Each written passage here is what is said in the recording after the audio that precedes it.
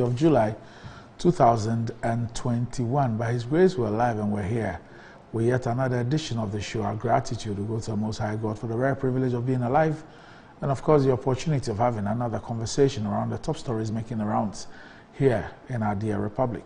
I'll let you into our panel for the morning's conversation shortly, but let's take a look at the front pages of our newspapers. Daily Graphic. Military brutality in Wa, 86 perpetrators sanctioned. Demotions, transfers, detentions handed out to culprits. NAT to set up one-stop shop for cancer treatment. 135 COVID-19 affected Achimota students discharged. 2 MPs, Abronya sue AG over first and second lady salaries. Ghanaian Times. Wa military brutality, misguided soldiers punished. 1 officer faces trial, 3 demoted, others to serve 30 days detention. Approval of presidential spousal emoluments, 2 NDC MPs, NPP stalwart go to court. Ejura killings probe, 3 suspects not my bodyguards, MCE. President inaugurates 4th-year Pokwasi interchange today. 10% Ghanaians mad, health minister. Mad in court. Daily Guide. 86 war soldiers punished, 7 stolen phones retrieved. Yendi MP gets boreholes for 20 communities. Atuasian, 2 others to open defense, 1 set free. Ejura probe, I heard pump action fire from crowd. New weekend crusading guide. War marauding soldiers punished. 3 demoted, 8 detained whilst interrogation continues. Relocate wager toll booth to protect lake from pollution in Priso MP urges Road and Highways Ministry. Galamsey Blues, GNA, SSM accept blame as they propose effective ways to tackle illegal mining. NAT demands tax waiver on cancer treatment equipment. The Insight. Abronya sues government over salaries for wives of president and VIP. Borrow responsibly, World Bank warns government of Ghana. Allegation of non-functional fire hydrants. Ghana Water Company jabs fire service over Makola disaster. Gamanche pledges support for Zoom Lions 1 million waste bin initiative. The Informer. Payment of salaries to first and second spouses. Introduce bill, CDD boss. Towards fighting crime and effective policing, a Futu MP resources please. Calls for constituent support irrespective of political affiliations. COVID-19 war intensified as Parliament approves additional $200 million loan from World Bank. Procurement. Danbochu advocates prudence, urges ministry to work within the confines of budget. Military cracks whip. Punishes wayward soldiers for brutalizing civilians and war. The Inquisitor. Please gurus scream at government, give us counsel. ENI makes significant oil discovery. New frog species discovered in a Tiwa Forest Reserve. Siga boss joins Duka for Thanksgiving. More Ghanaian doctors in New York than in Ghana, Michael Obin.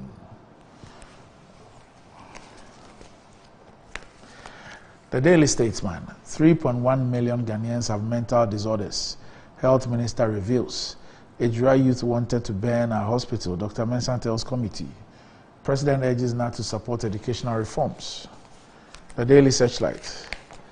Salaries drama lands in Supreme Court.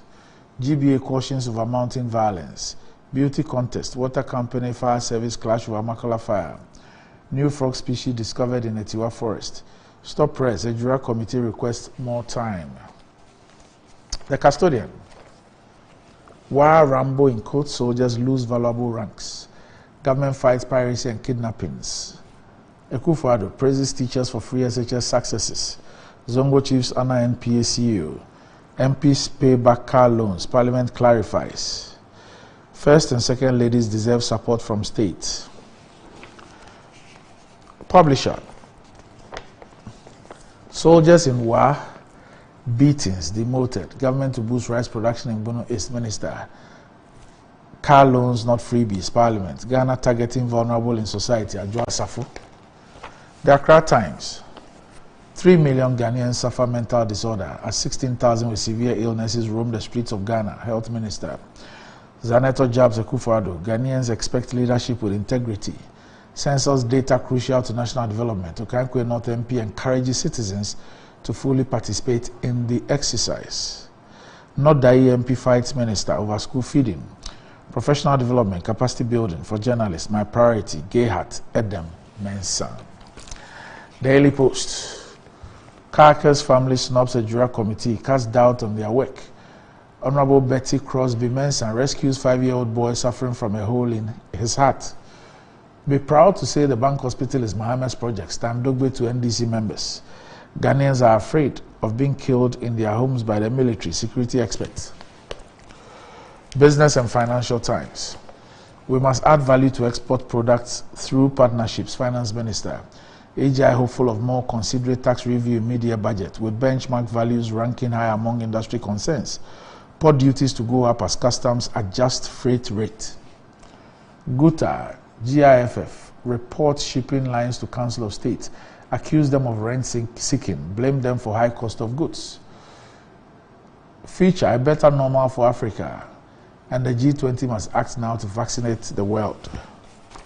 And finally, the good old Catholic standard, Parliament's citizen engagements necessary for democracy. Disregard for COVID-19 protocols, potential recipe for tragedy. Pope Francis recovering after colon surgery. Bishop Nubuasa made Archbishop. Vatican calls for dignified conditions for maritime workers. And that's about it for the front pages. We'll be back shortly.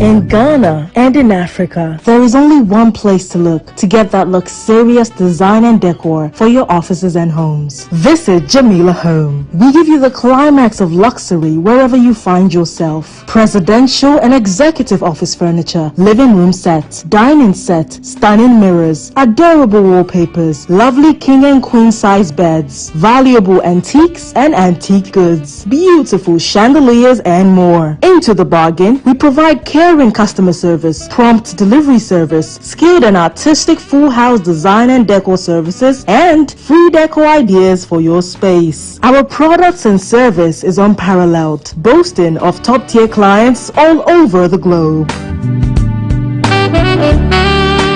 Jamila Home, home of first-class quality furniture, beautiful chandeliers, and antiques. Did you know that cloth handkerchief gets dirty and wet after wiping your sweat or blowing your nose with it?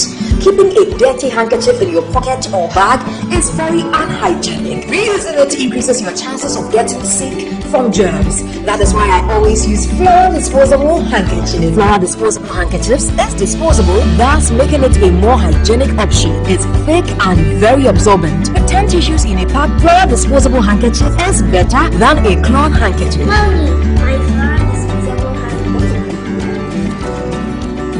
The Flora toilet roll, Flora multi-purpose paper towels, Flora table napkins, and Flora box tissues in a shop near you. For good purchases, call Delta Paper Mail on 0243 033 033.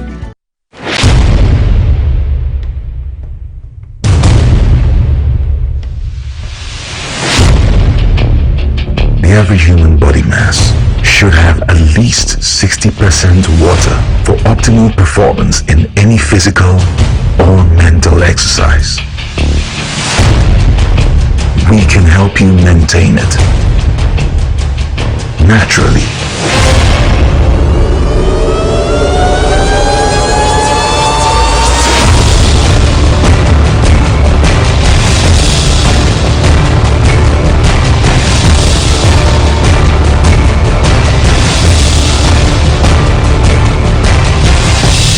X Natural Mineral Water. Simply natural.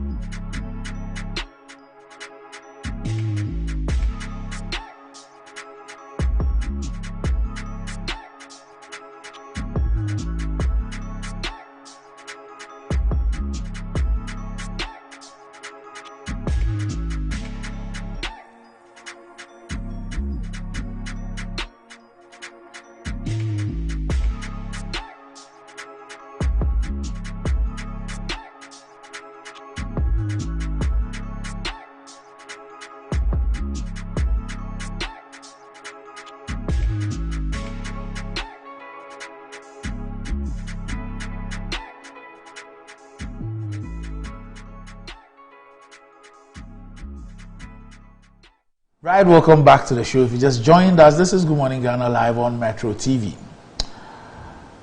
The show is brought to you in kind partnership with X Natural Mineral Water. And with me on the show this morning, I have the Member of Parliament for the Pram Pram constituency, Samuel Nate George. Good morning, sir. Good morning, Randy. You omitted one town. It's Ningo Pram Pram. Ningo Pram Pram. Ningo Pram Pram. If they split it, then we'll see how. Split it. They are thinking of creating new constituencies, so we're waiting to see. What will be the case for it? Will it be population? Yeah, will it be size? Population size. You know, population size. How many? First you look at the voter population. Right now, voter population is almost 100,000. 100,000 on the register. As for residential population, we clearly have crossed 300,000 people, because I mean there's a huge migration to that part of town. So and then land mass. At which point in time are we going to stop creating constituencies? You should ask the president, because so long as the president keeps creating district assemblies, you need to commensurately create constituencies. So presidents just have to stop it. We need to stop the political gerrymandering. We need to be able to say that we want to have 200 constituencies, designate them properly. Because Randy, it makes no sense that in a region you have a constituency where the total voting population, voting register is just 15,000. 1.5. And in another constituency you have 150,000. I mean, the disparity. And they are adjoining constituencies? Not necessarily adjoining constituencies, but you have adjoining constituencies that have 150,000 and another one has maybe like 40,000. Okay, so, and these are supposed to be MPs getting the same resource, expected to do the same job.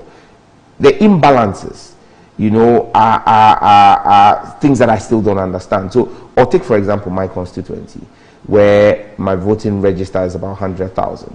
Then you have Sege next to me, which has a voting register of about just 30,000.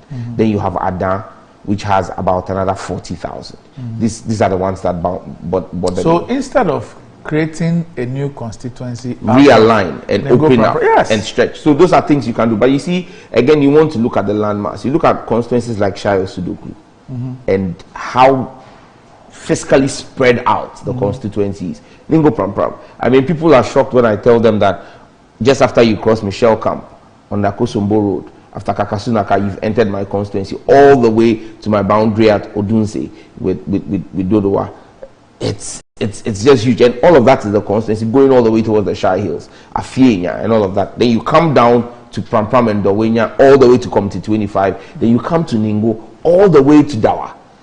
So it's just a large spread of how it is. So I mean, these things we need to be careful. We need to take a decision and say this is the number of constituencies we want to have. But so long as creation of constituencies are a function of political gerrymandering, you keep seeing constituencies being created. And so long as there are motivations for creation of new district assemblies, you would always have these agitations. I mean, I know that there are some agitations that my district assembly, for example, should be split, so that you have a Pram Pram district and you have a Ningo district, because. So let me just understand this: the issue of creation of new districts leading to the creation of new constituencies.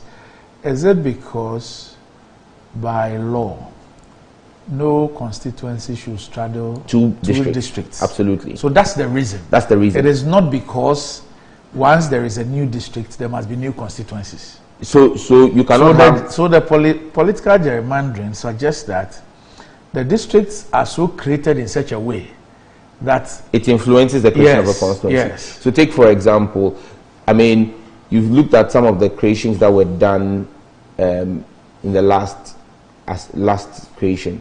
You would have expected to see some places get districts and some places invariably get constituencies, but that doesn't happen. So as it stands now, what you see is if the people of Ningo are successful in their demand for their own district assembly, and they get a district assembly, you cannot have one MP straddle two districts, because then you have a Ningo district assembly and a Pram Pram district assembly. So you can't do that. So what would then happen is that once a Nengo district assembly is created, you need to then split the constituency as well and have one constituency. In one district, you can have two constituencies.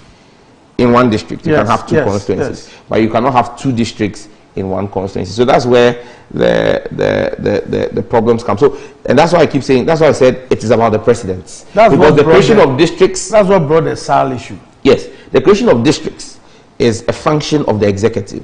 The creation of constituencies is a function of the Electoral Commission. Yes. So when the executive wants to gerrymander, wants to create, then they create a district. So once they create a district, then the EC is compelled to create a constituency. And like you pointed out, that's what's created a problem where, for the first time in the history of this country, we have a parliament that a whole group of Ghanaians, a whole geographical area, have no representation in parliament. Santrofi, Akpafu, Lolobi, and Lipe, these four communities do not have a representation in government. So clearly, it appears as though they are not Ghanaians. You know, but anyway, that's by the by. Before I continue, my mother says I should say hi. She says I should say good morning to you and tell you that it's been a long time, but she keeps seeing you every morning. She's watching us. So good morning, mommy. And I'll pass by the house one of these days. Why are you in white? Oh, I just picked it. It was the easiest thing to wear this morning. This morning you didn't say that I came before Nana come here. Well, it was the easiest way for me to get here early. I don't know when Nana Komia is. He's not even arrived here yet. I'm sure he's still sleeping in bed or something. Okay. Yeah. So the late Nana Komia is here. Oh, he has come. Oh, okay. Nana, good morning. Yes. This morning is not good for a TV discussion. Why? Huh? The weather. The weather? Yeah. Oh. The weather is good for breakfast in bed. You'd have wished that you were with NO. You'd have wished that I was having breakfast in bed. With NO. Yes. Okay. Randy, I just want to say good morning. Nama is enjoying. You see the old men. Empty, they enjoy. Nana, I will confirm you. The second one. The question is. Oh, Nana, you won't mind me. Have you gotten your confirmation letter? That's a serious issue. So your confirmation letter is not serious, but breakfast in bed with Eno is serious. Oh my God! Hey, the question is so mischievous. I've never. Each must work out his own salvation. Randy, I want to say good morning, President. You're not a good friend at all. Oh, how can you ask me that question? Oh, no, why? You see, it's a question which answer can grant you a... No, because the answer is so obvious that the question should not arise. Oh, no. Okay. That's what I'm saying. I want to say good morning to President Akufo-Addo. Why? I want to just use this morning to say he's the president of the land. It's not wrong for me to greet him. As I greet him, I just want to remind him that the jobs he promised the young people of Ningo and Pram and the people of Ghana, he's not done it yet. I also just want to remind him that our economic conditions are worsening. And as I greet the president, it's only fair that I greet the vice president, His Excellency Dr. Mahmoud Bawumia, and remind him that of late 4 more people have been coming to me asking me to help them with their rent. He promised that he was going to pay rent for the young people of this country. Nana Komia also promised that. He re-echoed that promise of the vice president. In fact, what they have introduced in this term is the rent tax. They rather brought in a tax for the rent. The young people of Ghana are waiting for their rent. So I say good morning to them and remind them of the plethora of promises that they made to the Ghanaian people. We are waiting for those promises to be fulfilled. Now, before you respond, I know you are tempted to respond to some of the things said, but before you respond, there was an interesting thing we're discussing. And once again, I'll follow on your experience as a 4-time MP. This thing of creation of new constituencies. We started at, was it 1, 2, 3? We started at 123 or so. We started at 200. 200? In 93? Yeah. Really? Okay. 200? I thought it was 123 rather. Okay. So we are now at 275. Yeah. And it appears that with the way some districts have been created and the fact that there are still communities clamoring, especially traditional authorities, for their own districts, because it appears that when you have your own district, it comes with some amenities. You have a district hospital, you have district, I mean, at least education and health will all have to decentralize and create district offices and all those things in your places. And it also appears that in the Fourth Republic, most governments have used the power to create districts to also engage in political gerrymandering, which then requires the Electoral Commission to create new constituencies. And that's where we are. And Sam and I were just looking at some of those scenarios where you have adjoining constituencies, where, for example, one constituency has 100,000, the adjoining constituency has maybe 30 or 40.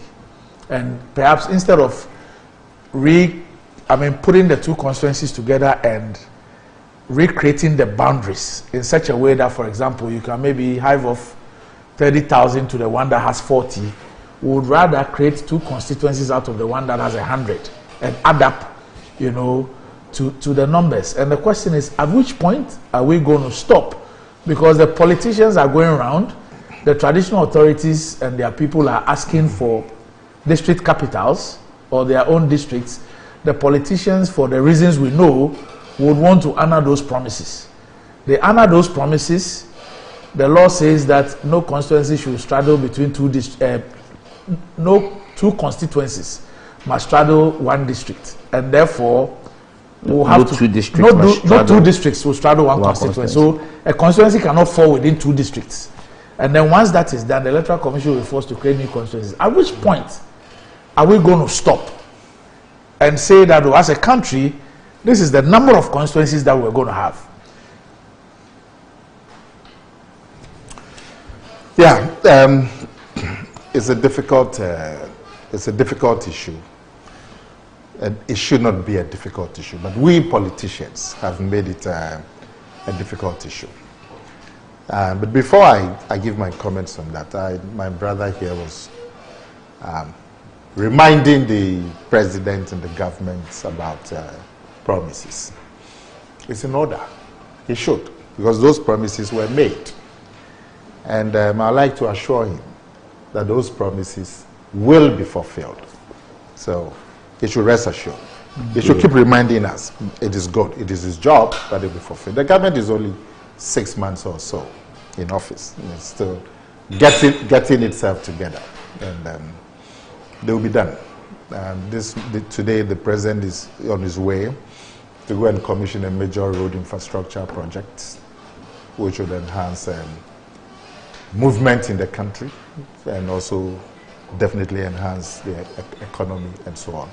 And I'm sure there'll be many more such activities. So you shouldn't worry. The promises about the rent, yes, it's actually in the NPP manifesto, and I have no doubt that some movement will be done on it. But I get surprised when some judge tries to be nationalistic now, because some judge has told us that that's for him. His first loyalty is his party. He doesn't want to bother too much about Ghana. So when he tries to be nationalistic, I'm like, wow, this is like Paul on his way to Damascus. He's now an elder at his church. Yeah, but he has said that his first loyalty. That was before he became elder. But he hasn't amended that statement. No, I'm saying that's before he became elder. So maybe the ordination. Because what the records show is that, as for some judge, his first loyalty is to his party, the parochial political party that's where his loyalty is. So when I hear him talking about issues affecting Ghana, I get a little surprised. Saul had an encounter before he became Paul. Yeah. Yes. But has he had it? I told you that he's just been ordained as an elder. Can I respond to that? Which church? What miracle? Can I respond to this issue? Yeah, respond. In fact, the next time, please change his. Please. His tag. So it should read Honorable Elder Sam Nate George. This mischief is. Oh, your mischief. Are you not called Elder at church? But you see, I mean, he's called elder. Nana. Yes. But he's not an elder. He's an elder. He's been ordained. I saw the pictures. Confirm it, so we congratulate you. It's okay. Oh, are you the only stranger in Jerusalem? I don't know. Well, yes, I have been ordained an elder of church, and that's because of the work I do in the church. So yes, so that much is there. But you see, Nana, congratulations. You see, part of the reason why I qualified to be ordained an elder is because I have chosen not to be hypocritical. Okay. Because hypocrisy is one of the major banes of this country. You want to sit here and paint a picture of yourself as being nationalistic. Tell me how many times you, even since the time you were in parliament, disagreed with your party when your party took a position and the opposition NDC held a contrary position. You have always aligned with your party, but you want to come and sit here and paint a picture, a hypocritical picture that you love Ghana. Why? If I love NDC, what are the ambitions of the NDC? Are the ambitions of the NDC to destroy Ghana? Are the ambitions of the NDC not to have a better Ghana? So if I ascribe to the positions of the NDC, am I not ascribing to a better Ghana? No. Because I failed to toe the hypocritical lines of many politicians in this country who paint a picture to the ordinary Ghanaian that they love Ghana more than their parties, when in truth and in action they don't show that love. They are always partisan. Nana is sitting here. Bring the issues right now. We'll go into the issues. You will see whether Nana is going to support the NDC's position against the NPP's position. And he should show me his track record. Have you finished? From 60 years of you in parliament, show me once when you took a position in the interest of Ghana against the NPP. Okay. Once. If you show me that one, I will give you a short answer. I'm landing. If you show me that one, I'm just exposing the hypocrisy of yourself and many politicians. Okay. Yes, I love my party. Yeah. I will continue to ascribe to the positions of my party because I believe my party means well for Ghana and is the best vehicle for a better Ghana. You know, Randy, the man has contradicted you. So that's why I said you should be calm. Randy, he has said that he has not moved from that position. You were trying to convince us that he has moved. I was telling you, be calm. Now the man has spoken. He says that he is still there. For him, it is his party first. That's it. Now, the matter that you raised, Randy. Yes. You know, we all know that democracy is expensive. No. I thought you were going to give me one example where you took a position against the NPP. Oh. That showed you put Ghana ahead of your party. I thought it was going to show me even one. Let's move on. One in your 16 years in parliament. Randy is tired of you. So that Randy says you should move on. So you won't give me the one chance. Oh my goodness! Randy, thanks for saving me, man. No, I was going to deal with you, but Randy is tired of you. He said we should move on. So he's tired of you. So you allow the hypocritical tag to stay. I just want Randy. I want to indulge Randy. So Randy, this matter that you raised, like I said, democracy is expensive, but we should not make it too expensive. No, we should not make it unnecessarily expensive. We should still cut our coats. Or cut our, what do you call it? Cut your cloth according to your size. You know, we started with 200 seats in Parliament. Then it was increased to 240, I think. 235. Increased to 230. I think it was 230 and then the NDC created 45. Okay, so it was increased to 230. In the Kufuor government, and then the NDC came and they added another 45, so now we have about 275. For me, we should have stayed at 200 seats. We should have stayed there. So both political parties are guilty of using this creation of districts to create constituencies because there's some perceived political gain out of it. You know, if you took the constituency in which I used to serve, Okaikwe in Accra. There used to be Okankwe North and Okankwe South. Yes. I think you lived in Achimota, so you I was in Okankwe South. No, Okankwe North. North rather, yeah, yes, North. My constituency Not is Kaneshi South. was South, yeah. Yes. Now, it stretches from Niboy, those who know Accra a bit, Niboy, right up through Abeka Market, New Fadama, North Kaneshie, you know, Abeka Junction. This is the Okankwe, Tesado. This is the Okankwe. And it's been divided into two, Okankwe North, Okankwe South. The South, Tesano, a bit of Tesano, Abeka Junction, Kwame Nkrumah Circle, Aveno, industrial area, Bubuashi, Kaneshie, Awudu. That's the South. And the North is from Abeka Market up to Niboy Town, Achimota, and so on. Then they decided to cut it into 3 instead of 2. Create a central out of it. Create one more constituency. Yeah. And they call that constituency Central. Now, you would think that if you have 2 constituencies like this, meeting like this, and you wanted to create a Central, you take a bit from here, and a bit from here, because that's the center. So the two will border the center. So the north and the south and the center. That's what you would think. But that's not what was done. What was done was that the Okankwe South, which is here, remained intact. Oh. The Okankwe North, they carved out some part of Okankwe North and called it Central. Oh. In a clear case of gerrymandering. Did they take a bit of Ayawaso West Wagon? No. Okay. No. So they just split. They just split Okankwe North okay. and called it Central in Okankwe, and it's still Okankwe. Because if you're going to do Central, then the new Fadama North Kaneshie should be added to the Abeka Market area, because that's the area in the center. Abeka Market, Abeka Junction. Abeka Junction. Tesano. Not even Abeka Junction, but Abeka Market, that whole area. Then coming to New Fadama. It's a huge area. New Fadama, and then North Kaneshie. That's the center of the Okankwe area.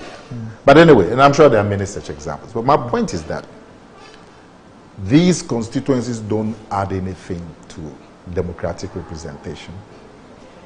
They just increase cost for us. NPP did it.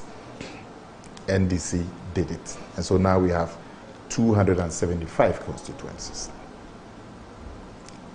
An increase from the 200. Ideally, what we should be looking at, and so because of this situation, you have constituencies where there are 30,000, and you have constituencies where there are 150,000. What we should be looking at as a country, if we can get a political will, what we should do is divide the country equally. How? If it's 200 constituencies, divide the country equally into 200 parts, equal population. Then there's equity. But what now, would you use, population or land population? size? Just population. Lands don't vote.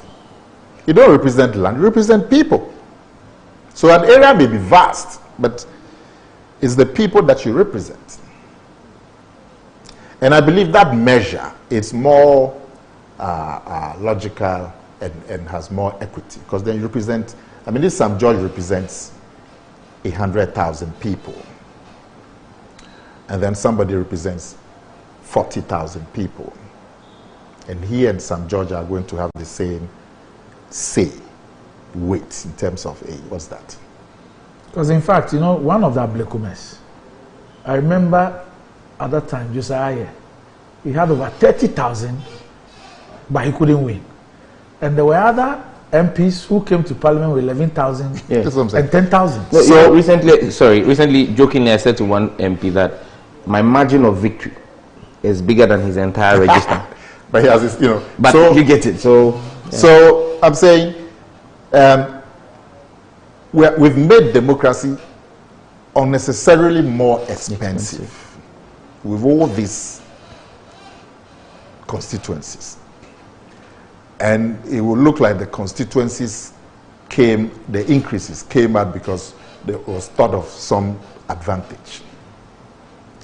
I remember there was a major fight in Parliament in 2012 with the new 45.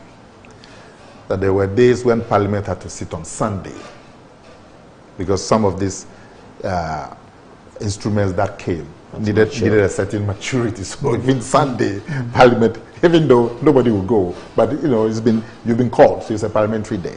I mean, the somersaults that we went through to create those new 45. And at the end of the day, I think the NPP even got more. A majority of the, so really, all that giddy was nothing. So I agree with you totally that we need a cap. I think the framers of the Constitution imagined that politicians is not everything that you want to specify, that there will be good faith, and so politicians themselves will be measured. But the record after so many years doesn't seem so. So if there's a constitutional amendment that will put a cap, I would support it totally. On many of these things, whether it's appointments, whether it's constituencies, put a cap on it because it doesn't look like there's going to be a stop. Anybody comes and feels that I'll get some advantage if I carve out some 10 new constituencies. So what you then do is to go and create a district. But then when you create a district, you create a situation where the EC is compelled to now come and create a constituency. This is what has happened. So if you are not careful, in another 15, 20 years now, we can end up with 300 constituencies or more. And it's a cost to the taxpayer. So I agree with you entirely. And I would support any amendment that will say that we're going to put a cap on some of these things. So it doesn't then depend on the whims of a political party or a politician. I'll be entirely for it. You know, Randy, just a quick one. And I mean, myself and Nana appear to be largely on the same page on this, even though I'd made my submissions before he came. But you see, at times, the current situation even leaves a lot more problems. And that's why I would support a suggestion that says, let's equally distribute the weights, across board. Because as we see now, I'll give you a typical example of my constituency. My constituency and Shayo Sudoku. You have communities that are in Shayo Sudoku under the administrative demarcation of constituencies. But those constituencies traditionally are in Ingo. Yes. So it creates all kinds of problems over who is controlling what, and because you have the people who are supposed who pay allegiance to the Ningo Traditional Council.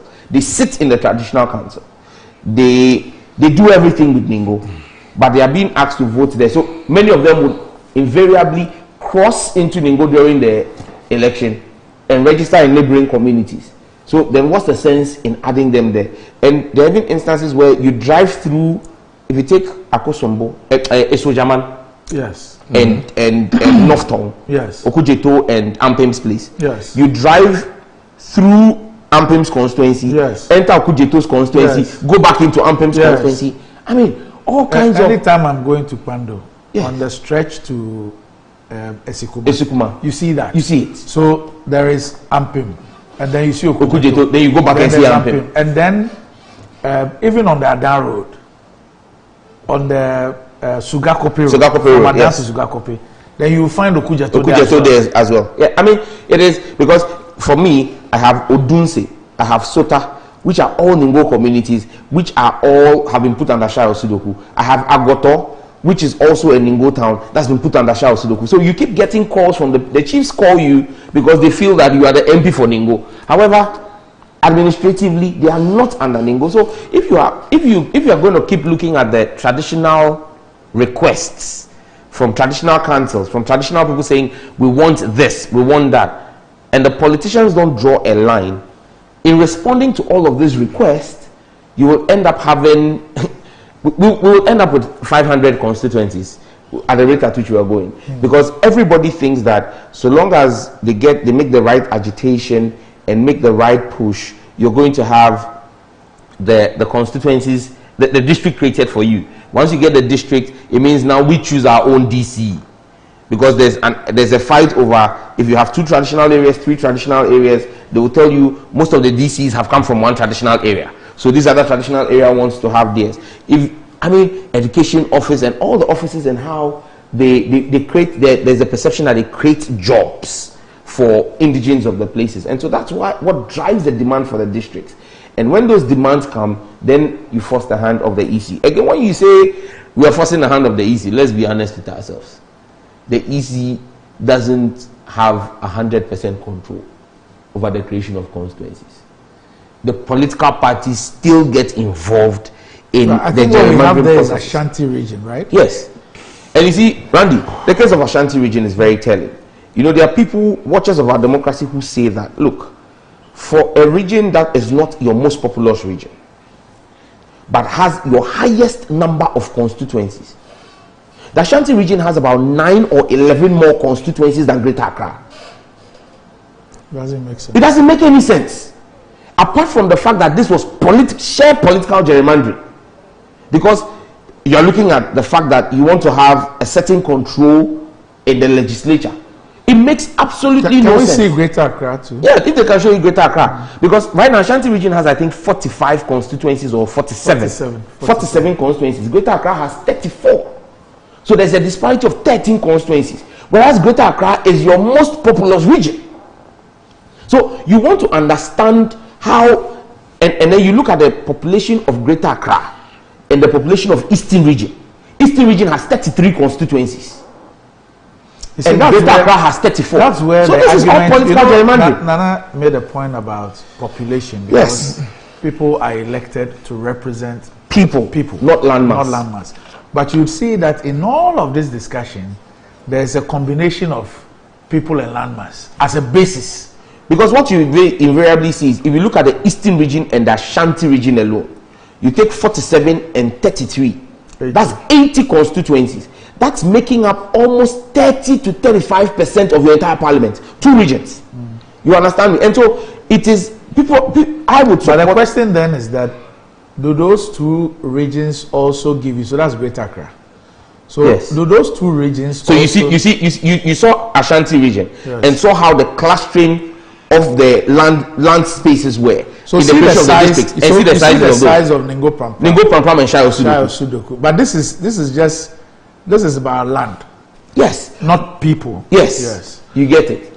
If you took people, you see some of the smaller areas even having more people than some of the bigger areas. Yes. Yeah, absolutely. You know, so for me it is, and I mean, look. But so my question is that look at Greater Accra, Randy. Sorry. Yes. Look at from Ponkatamanso, what we call the Eastern Corridor, the 5 constituencies that make up the Eastern Corridor. Yeah. Ponkatamanso, Shayo Sudoku, Ningo Prampram, Adan West, and Adan East. That is almost like 50% of the size of the region. But we are not talking about land. No, yes, but you see, Nana, this is not people. Nana, I get you, but are you telling me that if we took the Ashanti region right now and looked at the demarcations that have been done, it justifies the people we have said no, that this constituency. It does not. So my question to you, it does not. My question to you, when you put the Ashanti and Eastern together, my question to you is, if they represent 30 to 35% of 275 in Parliament, yes, do the 2 regions also have about 30 to 35% of Ghana's population? No. Okay. So that's where the problem is. You know where it's even worse. I mean, this thing is nationwide. Yes. But it's just mischief. What is mischief? Trying to focus on Ashanti and Eastern. So that's why I said that have a national discussion. Because if you went to other areas, it's even worse. We're talking about 11,000 per constituency. You know, have a national discussion. But typical St. George, who believes in the NDC more than Ghana, he's trying to be mischievous because he believes that these 2 regions are the strongholds of the NPP. So he's focusing on them. But this thing is all over the country. Your colleague in Parliament, the Honorable Eugene Boachiantri, he says he disagrees with you. He says it's not true that Greater Accra is the most populous. Tell Sam George to wait for the census report. Maybe he knows something that's going on in the census with the census work. Is Greater Accra more populous than Ashanti? Yes. Even take the last voters registration we did. take the last voters registration we did, the current voters register we have, Greater Accra is your most popular. The only thing is that the voters register. When you say Greater Accra, yes, Accra itself, your areas and so on, we are very, very sparsely populated, but Accra itself. But you see, this thing is nationwide. If you went to the north, it's even, I mean, you can't understand. Some constituencies, 11,000, even though they have land. And they will tell you, oh, it's difficult to commute. But you are representing people, not land.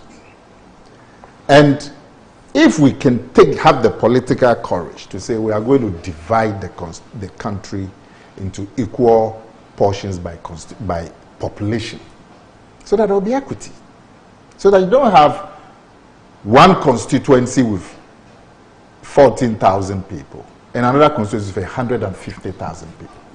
Those 150,000 people will obviously deserve more constituencies.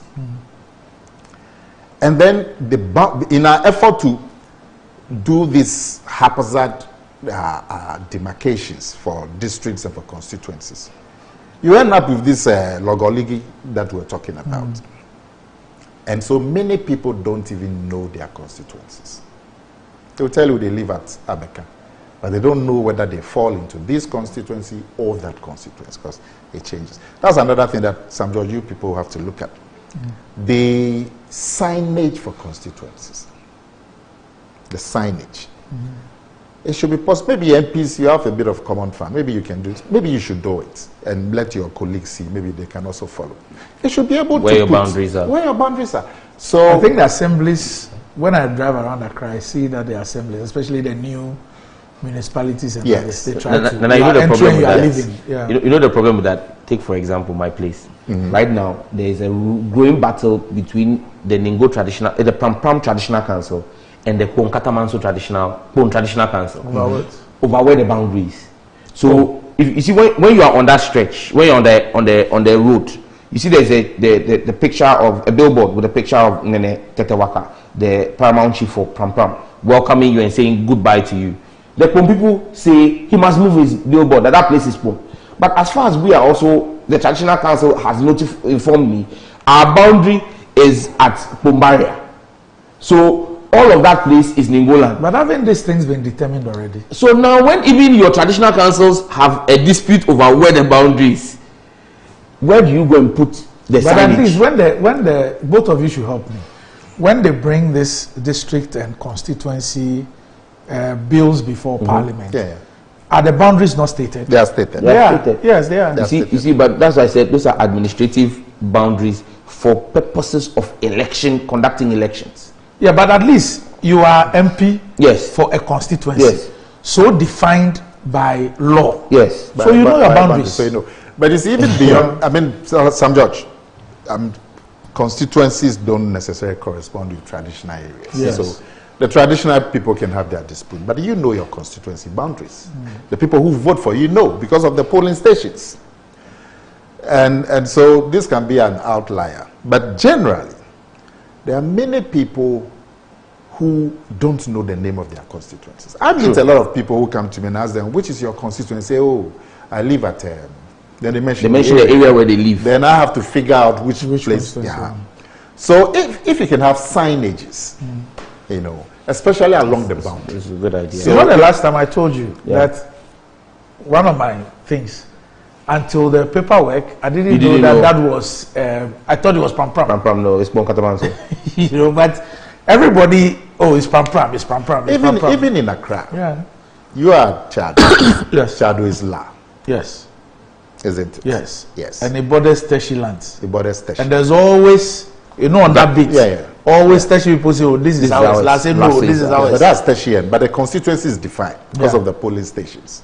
You know, there was even a little confusion as to where Okoboy, a part of Okoboy's billboard was, where he believes is part of his. Yeah. And then Odole also believes that no, that is my place. That is her place.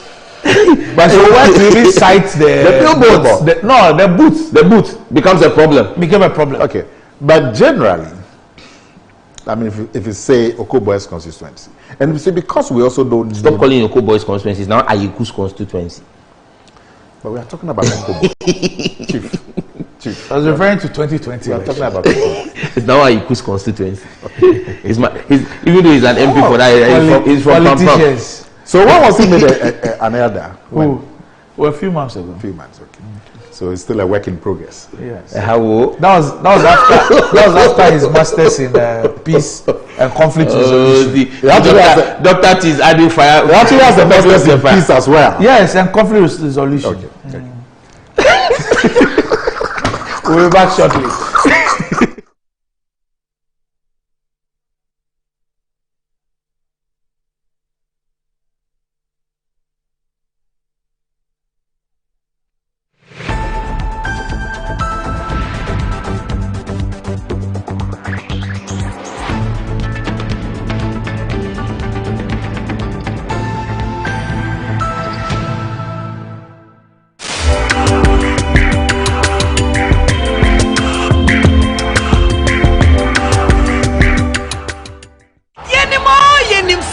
Football pa and nothing a high sense as sponsor Euro 2020 Edia Maono ne sasunti na yatete TV so say who Edia Maono a high sense Euro 2020 TV super promo can who brand new high sense TV and board that for pictures near clear na color near deep sound quality this so dear one it high sense TV so dear entry power about down one access you are akona utusa barefoot. If it's 18th June, I call him 11th July. A Hisense Euro 2020 TV super promo. And my refuse Hisense and Kwan and my 5 years warranty. A Hisense Euro 2020 TV super promo. I cost to a Hisense showrooms. I want Ghana for Nanina. What you dear Nansenya? Hisense everyday prices for everyday people. Hisense official sponsor at the Euro 2020.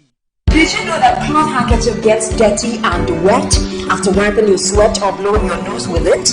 Keeping a dirty handkerchief in your pocket or bag is very unhygienic. Reusing it increases your chances of getting sick from germs. That is why I always use Flora disposable handkerchiefs. Flora disposable handkerchiefs is disposable, thus making it a more hygienic option. It's thick and very absorbent. With 10 tissues in a pack, Flora disposable handkerchief is better than a cloth handkerchief.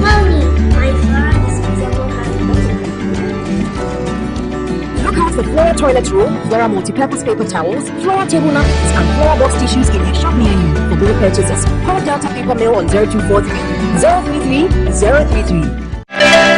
Bringing you Africa's creme de la creme's classiest hangouts, award shows, end-of-year parties, wedding, graduations, birthdays, fashion or corporate events. Metro Social has got you covered. We present Pizzazz with Je ne sais quoi. Give us a call and we will be there. Whilst at that, join us on Metro Social every Friday at 9:30 p.m. and a repeat on Saturdays and Sundays at 8:30 p.m. on Metro TV.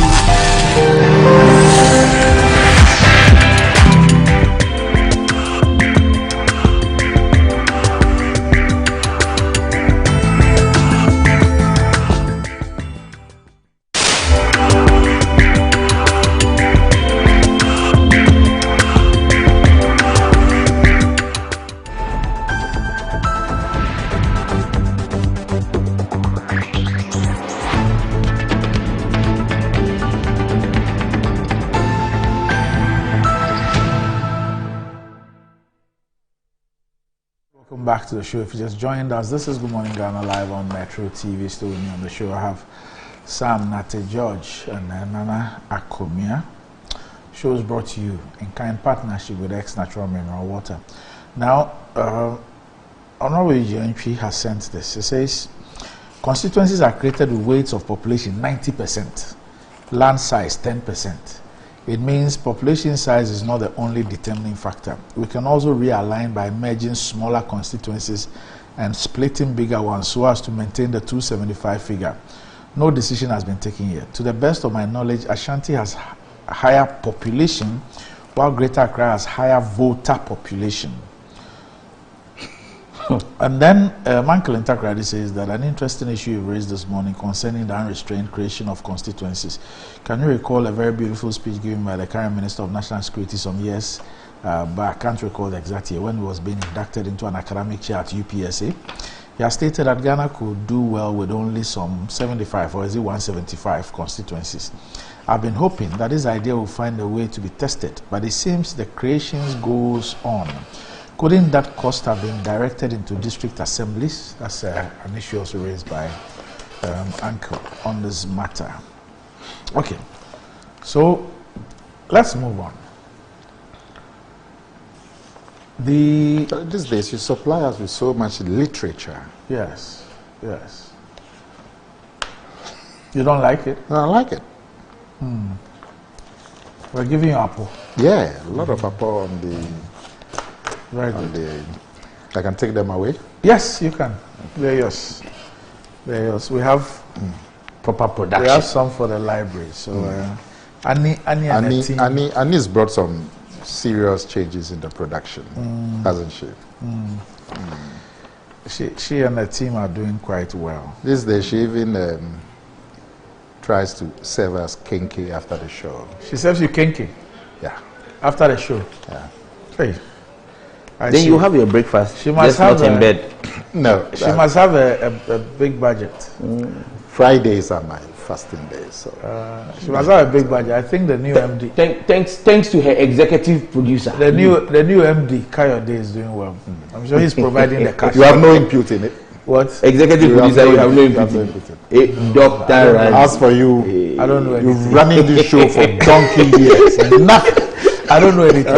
You finish or then you go. I don't know anything. You go and meet some executive producer. I'm just here.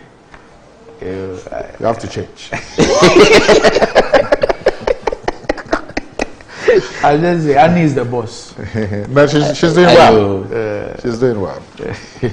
She's the boss. So direct all your inquiries to her. Your doctor will hear.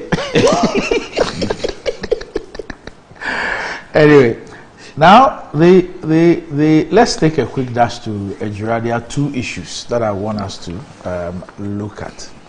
Now, one is that there is a letter to the Honorable Minister of the Interior, and it's from the committee, the Justice Commission Committee of Inquiry into Ejura incident. And it says reference has been made to your office letter number on the above subject. The committee was tasked to submit detailed reports with its recommendations for appropriate action within 10 days. That is by 9th July 2021. The committee arrived in Kumasi on Sunday, the 4th day of July 2021. On Monday, the 5th day of July 2021, the committee paid a courtesy call on the Gerrymandering and his elders, and later visited the bereaved families and some injured persons on Monday, 5th July 2021. The committee members requested the Gerrymandering and his elders to inform and sensitize the residents, especially those with relevant information, to avail themselves to testify before the committee. So far, the committee has received testimonies from the following institutions and individuals. 1, the Regional Minister for Ashanti. 2, media houses, 1 witnesses each from Multimedia and City News. The Ghana Armed Forces, 2 witnesses. Ghana Police Service, 2 witnesses. The committee has scheduled to take testimonies from the following. The Army Field Officer led a contingent to Ejura on the 29th day of June 2021. The Regional Security Coordinator Ashanti, the Municipal Chief Executive for Ejura Seche-Dumasi Municipal Assembly, the Medical Superintendent of the Ejura Government Hospital, the Assemblyman of Ejura Electoral Area, the victims and relatives of the 2 deceased persons, opinion leaders and other residents of Ejura.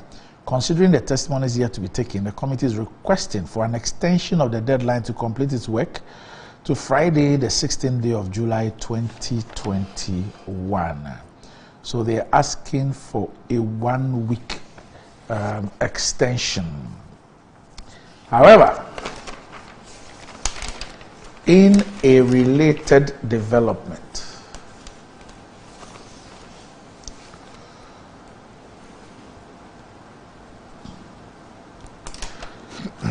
the family of the late social activist Ibrahim Mohammed alias Kaka, and I'm reading from the Center Spread of the Daily Post, has written to the Committee of Inquiry looking into the circumstances of his death and the events that ensued, that they will not take part in the ongoing hearings.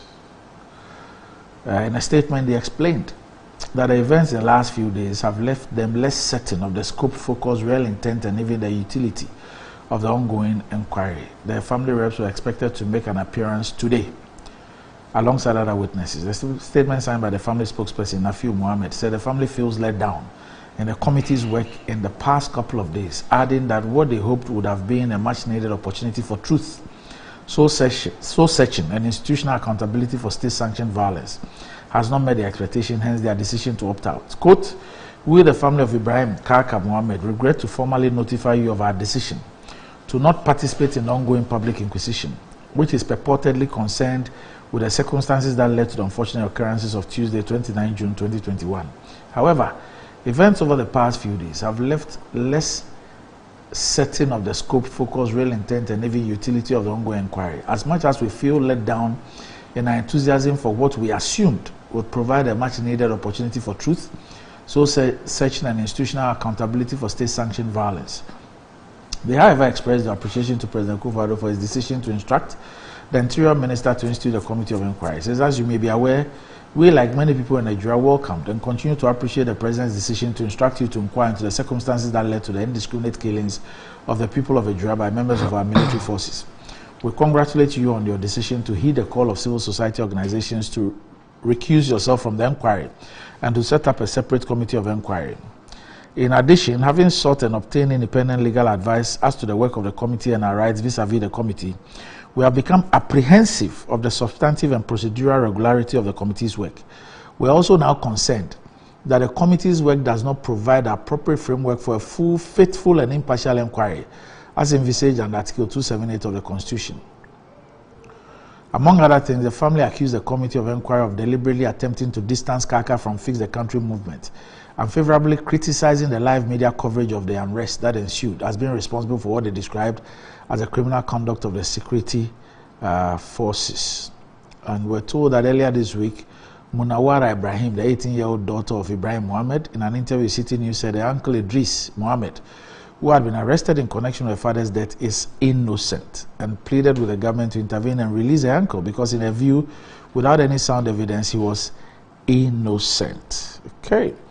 Now, apart from the family, some journalists have also taken issues with the approach of the three-member committee. And according to them, the proceedings appear to focus more on the role of the media, with members attempting to blame the media for the events that occurred in Nigeria rather than focusing on revealing the truth. Okay. Sam, I don't know what you make of this. The committee says they need 1 more week. They have a lot more witnesses. But Kaka's family have written to them, say that in as much as they applaud the president's move and the minister's move, they believe that from what they've seen with respect to the work of the committee, they don't think that the issue of unraveling the truth is what is being pursued. And the media also have raised issues. I actually listened to Erastus on Asempa making the same. He made some serious allegations against the committee that they provided them the rashes and everything, and yet a different impression was created, and it looks like there's a deliberate scheme to blame the media for what had happened. Randy, these are very sad issues that we are discussing here. The death of Kaka and 2 others in Ejura, simply for speaking out against the failings of government. This commission has been set up and tasked with having to determine the circumstances of the Ejura incidents. I have followed the work of the committee. It gives me flashbacks to the Emil Short Commission once in a while. And Randy, I have a lot of respect for the individuals who are sitting on the committee. Justice Compson is maybe the only person I may not have encountered directly, but Dr. Vladimir Chindansu is somebody, he's never taught me, but he was someone I interviewed for my dissertation on my master's program at Kofi Annan. So he's someone who clearly has some good background when it comes to security issues. And then the chief executive of Pen Plus Bytes, a civil society organization, is one person that we worked with on the right to information bill at that time. But Randy, if you look at the committee's work, it appears as though the entire... I've had to refresh my memory on what the mandate, the terms of reference of the committee was. It appears as though the committee's line of questioning and the processes that the committee has engaged in terms of questioning witnesses before it appear to lend credence to the fact that they have a problem with the media and the fact that there was media coverage of the incidents and activities that went on. I saw the exchanges with Erastus Asaredonko of Multimedia and then the gentleman from City as well. And it appeared as though it had become an inquiry into the ethics of journalism and the ethics of media reportage. And for me, that clearly did not fall within the terms of reference of the committee. And the conclusions that the committee was seeking to draw by way of suggestion that even lower thirds, scrollers on the screen were problematic and were the reasons for the disturbance. Randy, the video footage that was shown by Multimedia and other media houses was live footage from their crew on the ground. This footage had the youth already demonstrating. So how you want to suggest that what was being shown on TV was the reason for the unrest in Ijura beats my mind.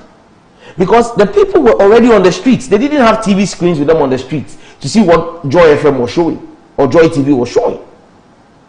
So this whole attempt to bastardize the media, and the media has its problems. Let's not run away from it. But to want to place this whole issue at the doorstep of the media, and then you see the kind of, in quotes, patronage that was given to the security officers that appeared before the committee, it leaves me really worried about the work that the committee is doing. Because Randy, I listen to the testimony of Colonel Pepper, who is I think a battalion commander. And Randy, he spoke in definitive terms. He wasn't there. He was nowhere there, nowhere near the place. So how his testimony and how he could lead the commission on into believing and accepting and running with his narrative that the protesters shot themselves, which was literally what he said. That his soldiers did not shoot into the crowd, and that it was the protesters who had weapons and they shot themselves. So the protesters went out and they shot themselves. I mean, I am gobsmacked. He wasn't present. And so at best, he is reporting hearsay and his testimony must be discounted.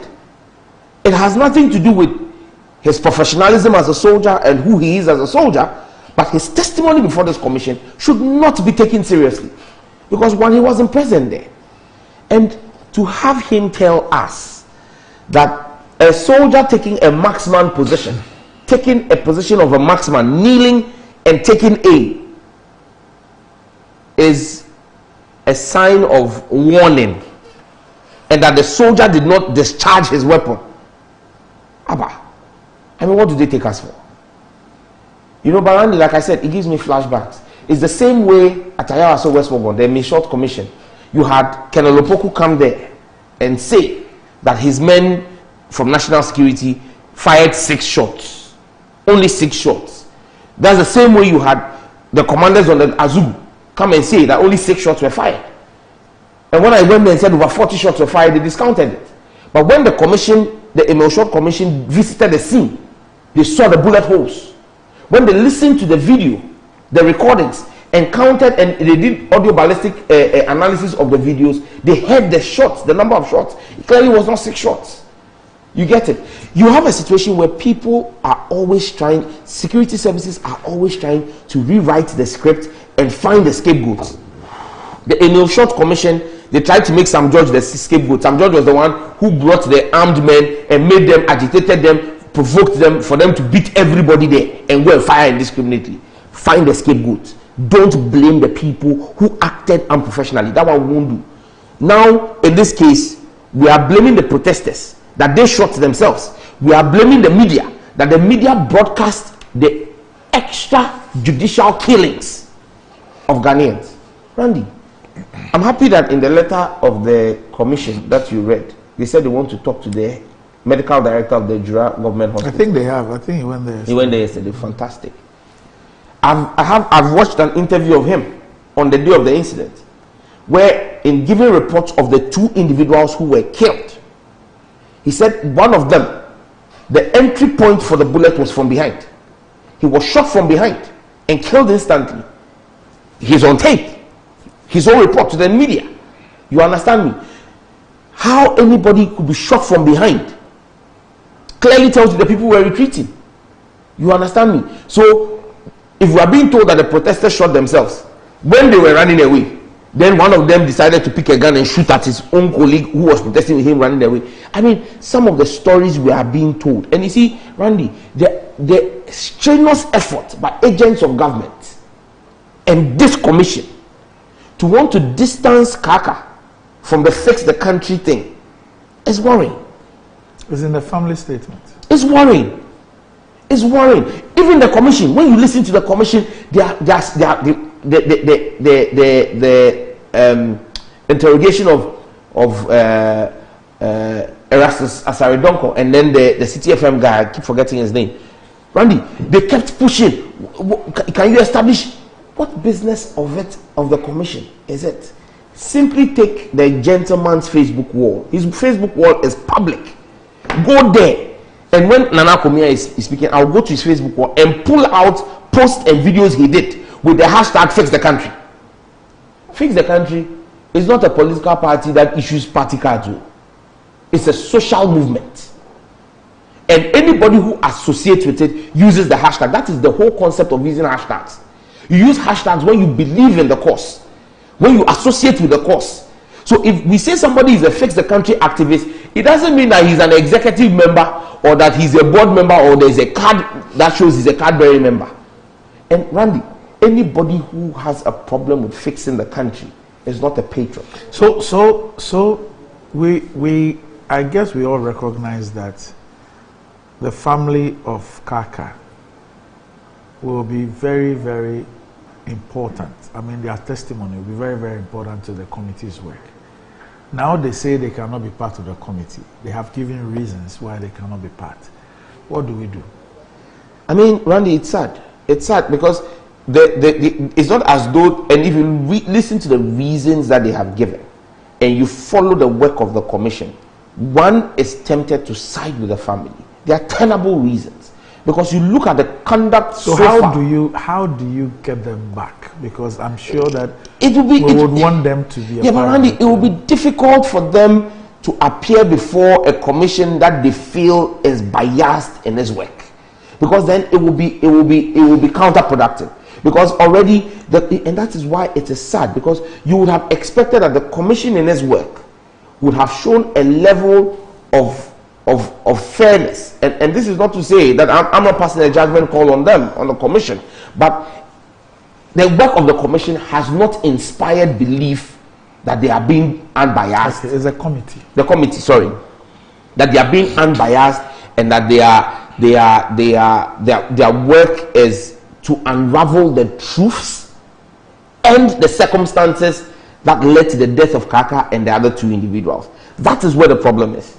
And it's not a problem that you can fix by word of mouth.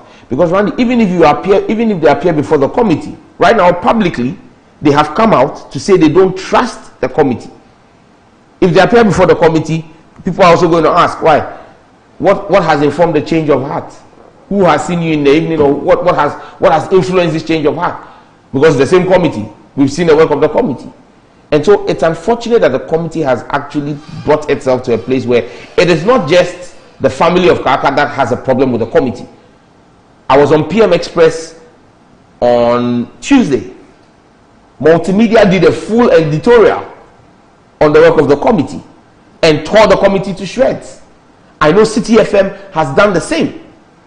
Media houses are questioning the objectivity of the committee.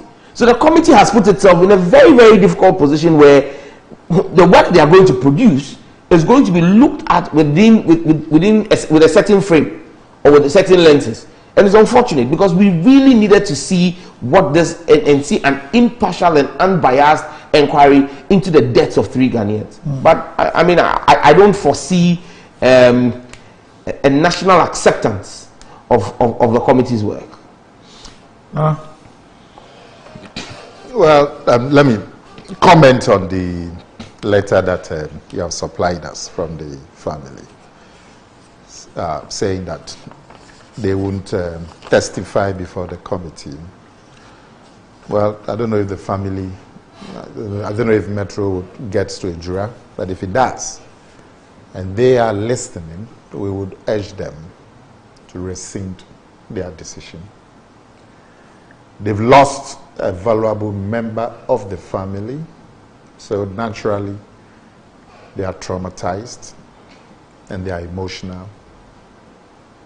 The country stands in solidarity with them, especially in getting to the truth of why their family member was killed, finding the perpetrators and ensuring justice.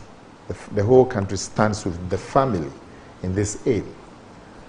And this committee's work is the first step in achieving that aim, identifying in an organized manner what led to the death of their family member and who possibly could be behind that death.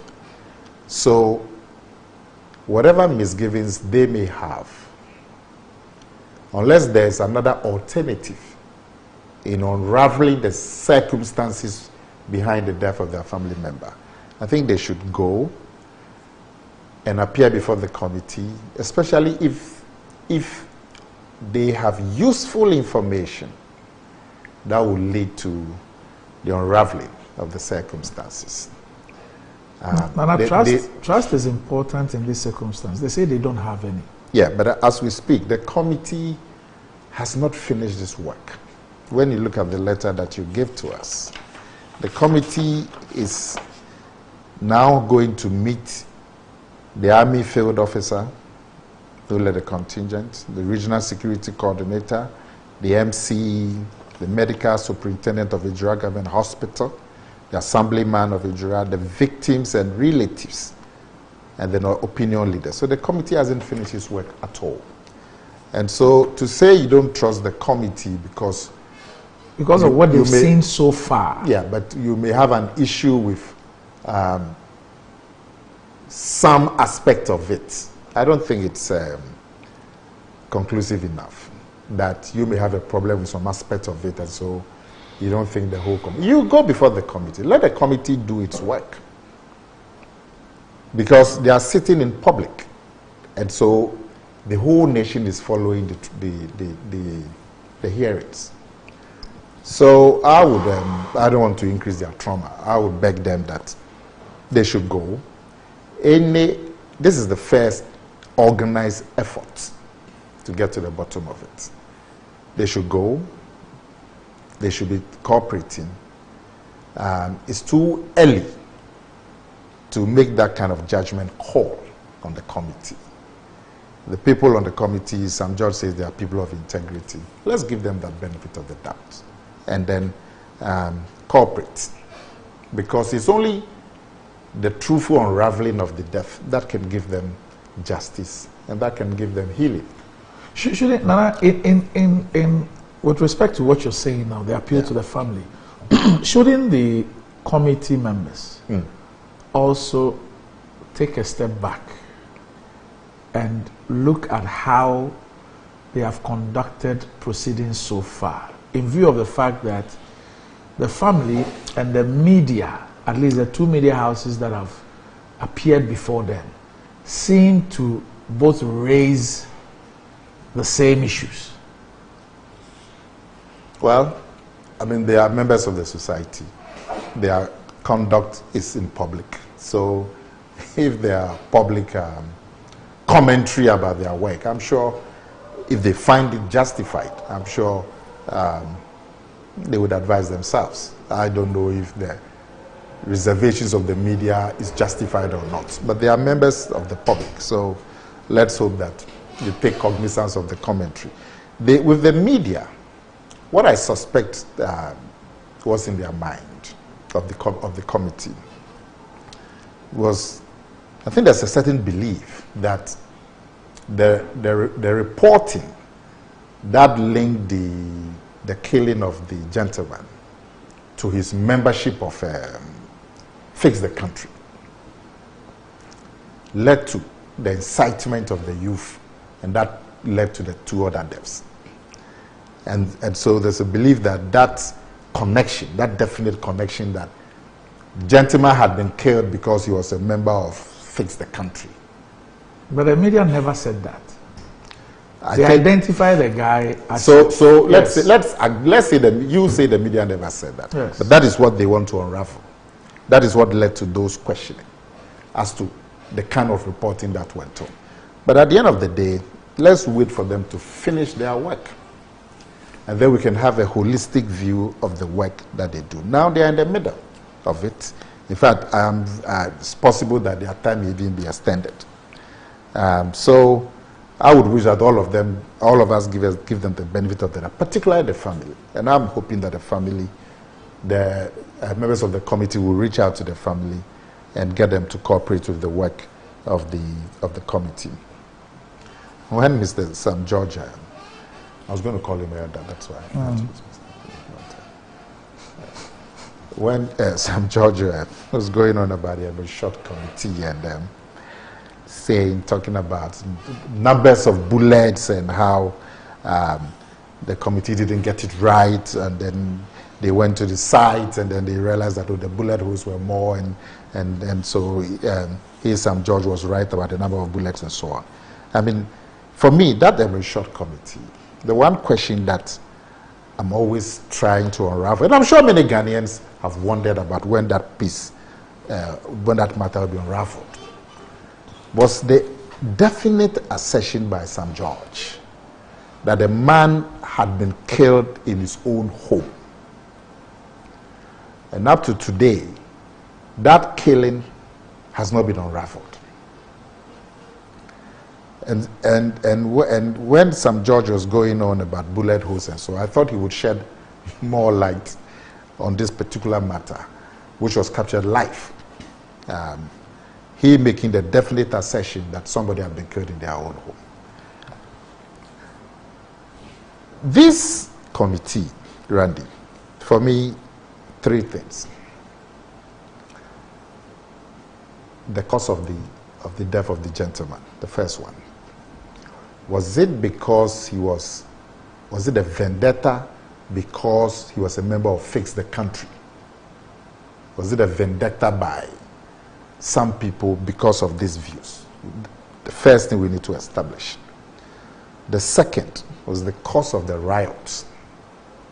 That could it be that linkage, that initial linkage that he was a member of Fix the Country and he had been killed for his views, was it a factor in the riots? And the third thing was that the deployment of the military and the actions of the military, how justified were they? For me, these are the three key things. That, I mean, if it was just a regular murder, or it was not a regular murder, but a murder because of the views the man held, that has to be established. And what caused the riots was the linkage, initial linkage, that he was somebody was in opposition to government, and so pro-government people went and killed him. And could that be a factor in the riots. And then the third one is the military action.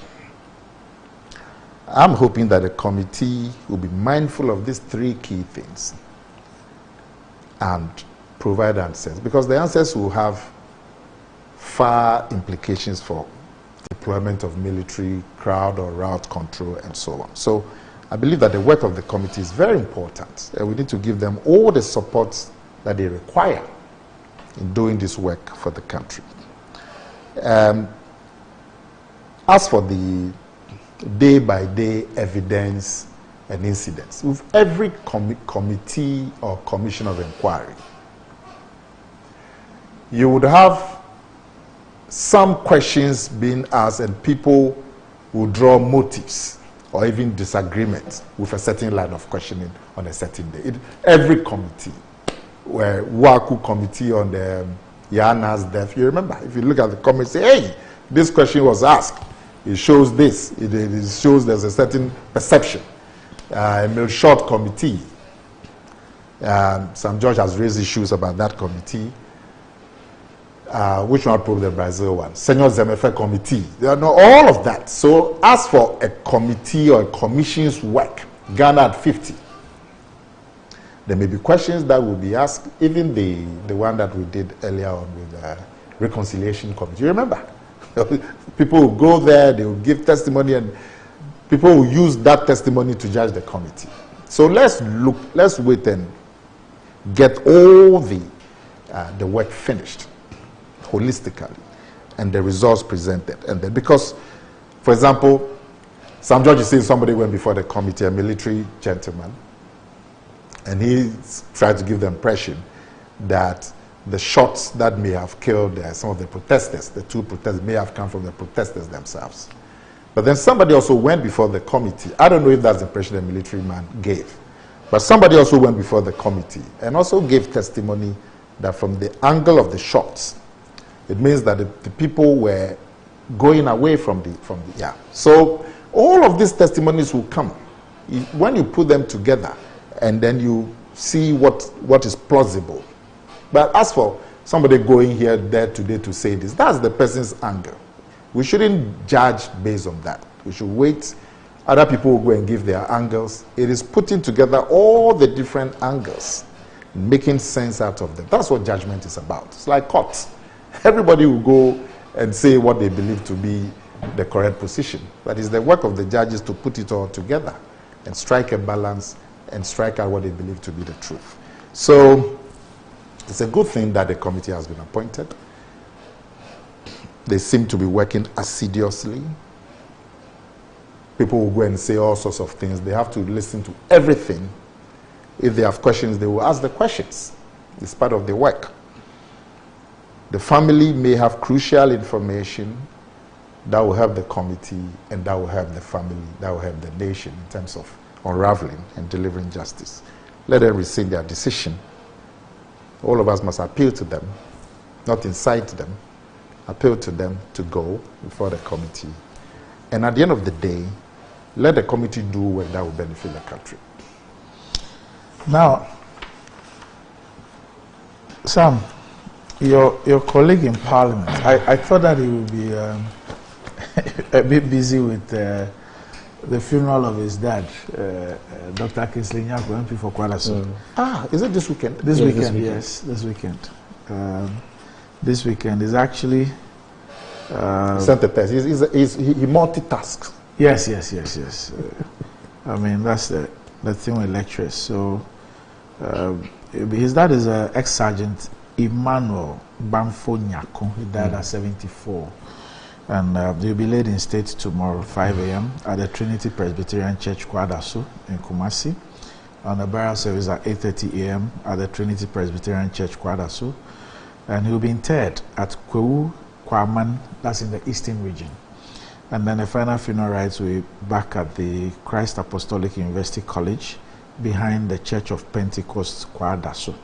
And then on Sunday, the 11th of July, they have the Thanksgiving service at the Trinity Presbyterian Church, Kwadaso, and the family gathering at the Christ Apostolic University College, that's behind the Church of Pentecost, Kwadasu. Our deepest condolences and our thoughts and prayers are with him. Okay, but this is what he says. Are you going to go? He says, unfortunately, I can't make it. Sam George. I made that known to him. We had a conversation about this. He says, Sam George, so you're suggesting Lieutenant Colonel Pepra shouldn't have been invited to the committee? That's what you're saying in essence. As the commanding officer of the battalion, if he had not been invited, who else? Did he have to be there personally to testify before the committee? Wasn't he briefed by his men on the field? I'm sad you're rubbishing the work of the committee before it's done with its work and reports made available. Members of parliament and responsible citizens should be careful about our pronouncements on national issues. Let's not destroy what we seek to build. Let's be careful. Now, Nana? Yes, sir. One of your favorite sons. Who's that? Pakwesi Asare. He's watching from America. Yeah, it says, I have been particularly disappointed with the work of the committee. Unless, of course, they didn't want the media to cover the demonstration. I really don't know where they're heading. This trainer's attempt to distance Kaka from the Fix the Country is most outrageous.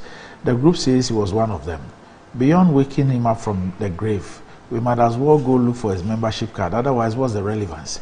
What we expect is for the military to account for the actions, and for every use of force that was applied at Ejura, why they fired live bullets instead of rubber bullets, and for the killers to be prosecuted. Okay, so that's his bit. What's the third in America now? Randy. It depends on where he is. Okay. Yeah. Assuming it's in the east. It should be 5 a.m. 10 past 5. Hey, Randy, I listened to Dr. Richard Nyako's text. But one second. This Pakwesi's thing. Is the committee making an effort to distance the man who was killed from Fix the Country? That's the impression people have because of the line of question. Yeah. And the commentary that some of the panel, the committee members are making, because apart from questions, they also make one commentary. Okay. Yeah. My little take on that. I must say that I haven't followed the work of the committee live. No. But my impression is slightly different. That, I mean, if the man is a member of Fix the Country, or, I mean, we've sat in this, even us, and we've pointed out difficulties in our system. Here. I have talked about this place at Bujumbura, that I can't understand. Kaswa. Why we can't fix that issue over the years. I can't. The toll booth at Wager, that as a city, with all the authorities that we have, that we put ourselves in a queue for 40 minutes to pay a 50 peso toll. I've raised those issues. Sam George has raised, so raising issues about difficulties, and there are many difficulties. Why? Otherwise there will be no political contest. So raising issues about difficulties in your area, and even using the trendy tag hash, the trendy hash Fix the Country, is no crime. But when you draw a linkage that the man was killed because he's a member of Fix the Country, or if I have that impression and I am questioning, that will be my line of questioning, if that linkage can be established. But somebody being using the hashtag, what I can tell from the media reports I saw was the media designating him as a member of the Fix the Country movement. And that could possibly be the cause of his death. You know, this is the guy, this is who he is, this is what he does, and he has been killed. Yeah. And so people then raise issues about the local politics in the place, and then later on we've also heard people also now playing up a supposedly family feud over land. You see, so Randy, when somebody is killed, yes, unfortunately, and then we say, oh, he's a member of some group that is anti-government, the membership, you see, the inference How best could you describe the person? Randy, let me help you. That's what he's been noted for. He's active on social media doing that. So from a point of view, from a journalistic point of view, how best do you describe him? That is the only description.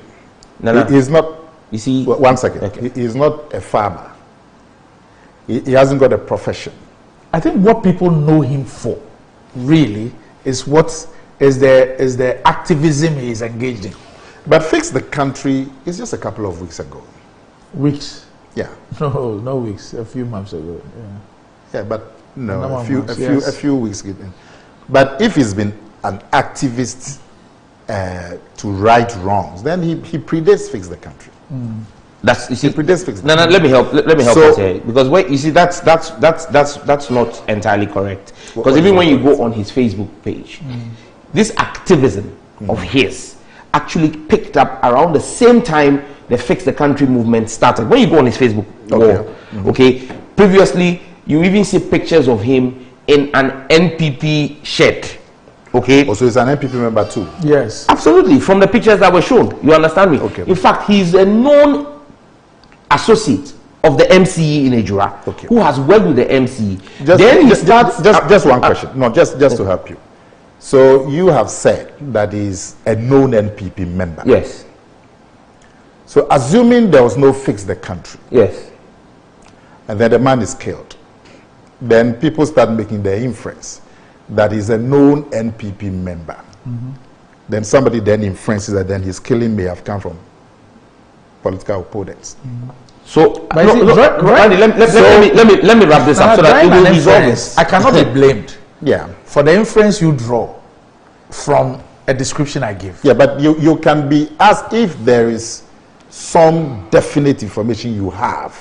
No, I am only saying that Randy, the person is reason why the person is A. Yeah. I've described him as A. Yeah. I just need to show you that indeed he's A. My description of him as A is founded. I agree. I agree. But I'm saying that he's also a farmer.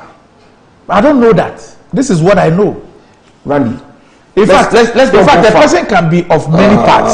Yes. So let's say, Nana. That's Nana. If somebody were to describe around the bush, just hold on. We're beating around the bush. Nana, if somebody were to describe me today, and the person says that Randy Abbey, host of Good Morning Ghana, there could be somebody else who will say that, why didn't you say he's this or he's that, because he has many other parts. Yes. But the person chooses to say that Randy Abbey of Good Morning Ghana. The person is factual. Yes, there's no problem. Somebody else can decide to mention my name and associate me with something else. Yeah. The issue about So the issue then is that his membership, like I'm saying, if he's a member of Fix the Country or a member of NPP, there's no problem. Yeah. Now, does that membership has anything to do with his death? That's what I want to answer. Let's stop beating around the bush, Randy. So answer it. You see, he's asking. Nana doesn't seem to be questioning his membership of Fix the Country. Nana is asking why a linkage was drawn between his death and his membership. Now that's what I'm saying to you, that if you go to his Facebook page, sometime in March, the gentleman starts a program which he calls "What's Going On in Ejura." March this year. Okay. After he had done the campaigns during the election. Yeah. Okay. And in March this year, when he started What's Going On in Ejura, basically what he's pointing out are the failings, video clips, video messages of the failings of the government system in Ejura. Now, why people would draw the linkage is because there appeared to have been a falling out between him and the MC, leading to he receiving a warning letter from the divisional police commander, writing to him that his activities on social media appear to be casting government in a bad light 2 weeks before his death. Okay, so I have never seen the police. Is that the letter that has been circulated? Yes. You've seen the letter? Isn't it something on social media? And the police have not denied it. Because I have not authenticated it, I have not used it. The police have not come out to deny it. You understand me? This has been out for at least 2 weeks. The police have not come out. What has the police got to do with somebody? So that's the question. That's the question. Since when did the police begin are you to sure write. it's an authentic letter? Oh yes, then the police should come out and deny it. Okay. Because it's been signed for 2 weeks. Over a week, yeah. It's signed by the divisional commander of police in Ejura. He is still alive. Is he appeared before the committee? Well, I don't know. Like the Kaka divisional himself, commander. his family members attest to the fact that he was invited to the police command. They are aware that he was invited to the police command. Over his activism. Over his activism. Since March. Yes. Especially the one focused on Ejura. You understand me? Then he had received warnings from known associates, 2 of whom the police have picked up in connection with his death for investigation, who are known associates of the MC. During the MC's appearance before the commission, the MC denies any knowledge of them. But people on the ground in Ejura, including the MP for Ejura, who cannot be discounted, because that is his constituency, says these are known associates of the MC. These are people who led the assault of me, the MP. These same people are the people who led the assault of the MP during the registration exercise that had to take the peace council to Ejura, if you remember. Same people. And these are the same people who've been picked up in relation to the assault on Kaka, which led to his death. So when the media draws a linkage between his activism since March on fixing the country and the challenges in Ejura to his membership and government, the letter from the police apparently saying that his work and activism is casting government in a bad light, it is not far-fetched for anybody to want to establish all of these facts and say that, look, these are facts that have not been questioned and these are facts that need to be answered. Now, coming to the issue of what Honorable Nyaku raised, I am not saying that Lieutenant Colonel Pepper should not have appeared before the commission. I'm saying that he should speak. When you appear before the commission, you speak to facts that you know, not just what you've been reported. Okay, especially when he is the battalion commander. Okay, for him to have appeared before the commission and suggested to the commission that it is the members of the protesters who shot at themselves and not his men. For him to have suggested that his men appeared there and gave verbal warnings. Those were his words. That when the soldiers arrived, they gave verbal warnings. That's not what we saw in the video. That's not what we saw in the video. As soon as they arrived, they started shooting. That they gave verbal warnings and tried to disperse the crowd, and that the guy who took the marksman's position was just a warning sign. I mean, those are the questions. That's the part of his testimony that I am questioning. Okay, all right. So, Nana, on the issue of the letter, Partisan says the letter has been confirmed to be true. In fact, the policeman said he took videos of a police activity and put on social media. Reason why he was given the warning letter. Okay. So, because I was going to ask the question, why would a policeman say to somebody that you and actually you should see the content of the letter. I'll see if I can find. So actually, he was raising issues about police. But the letter does not. The letter doesn't say that. But even if somebody was criticizing the work of the police, do you write a letter to warn him? Yeah. You, the police officer. Absolutely. But you see, Sam. Yes, sir. Now you are doing analysis. That's what we are doing on this discussion. And you are saying that there could be possible linkage between his activism and his killing. You understand? That's what you are doing. It's now up to the committee and the other investigative bodies to unravel.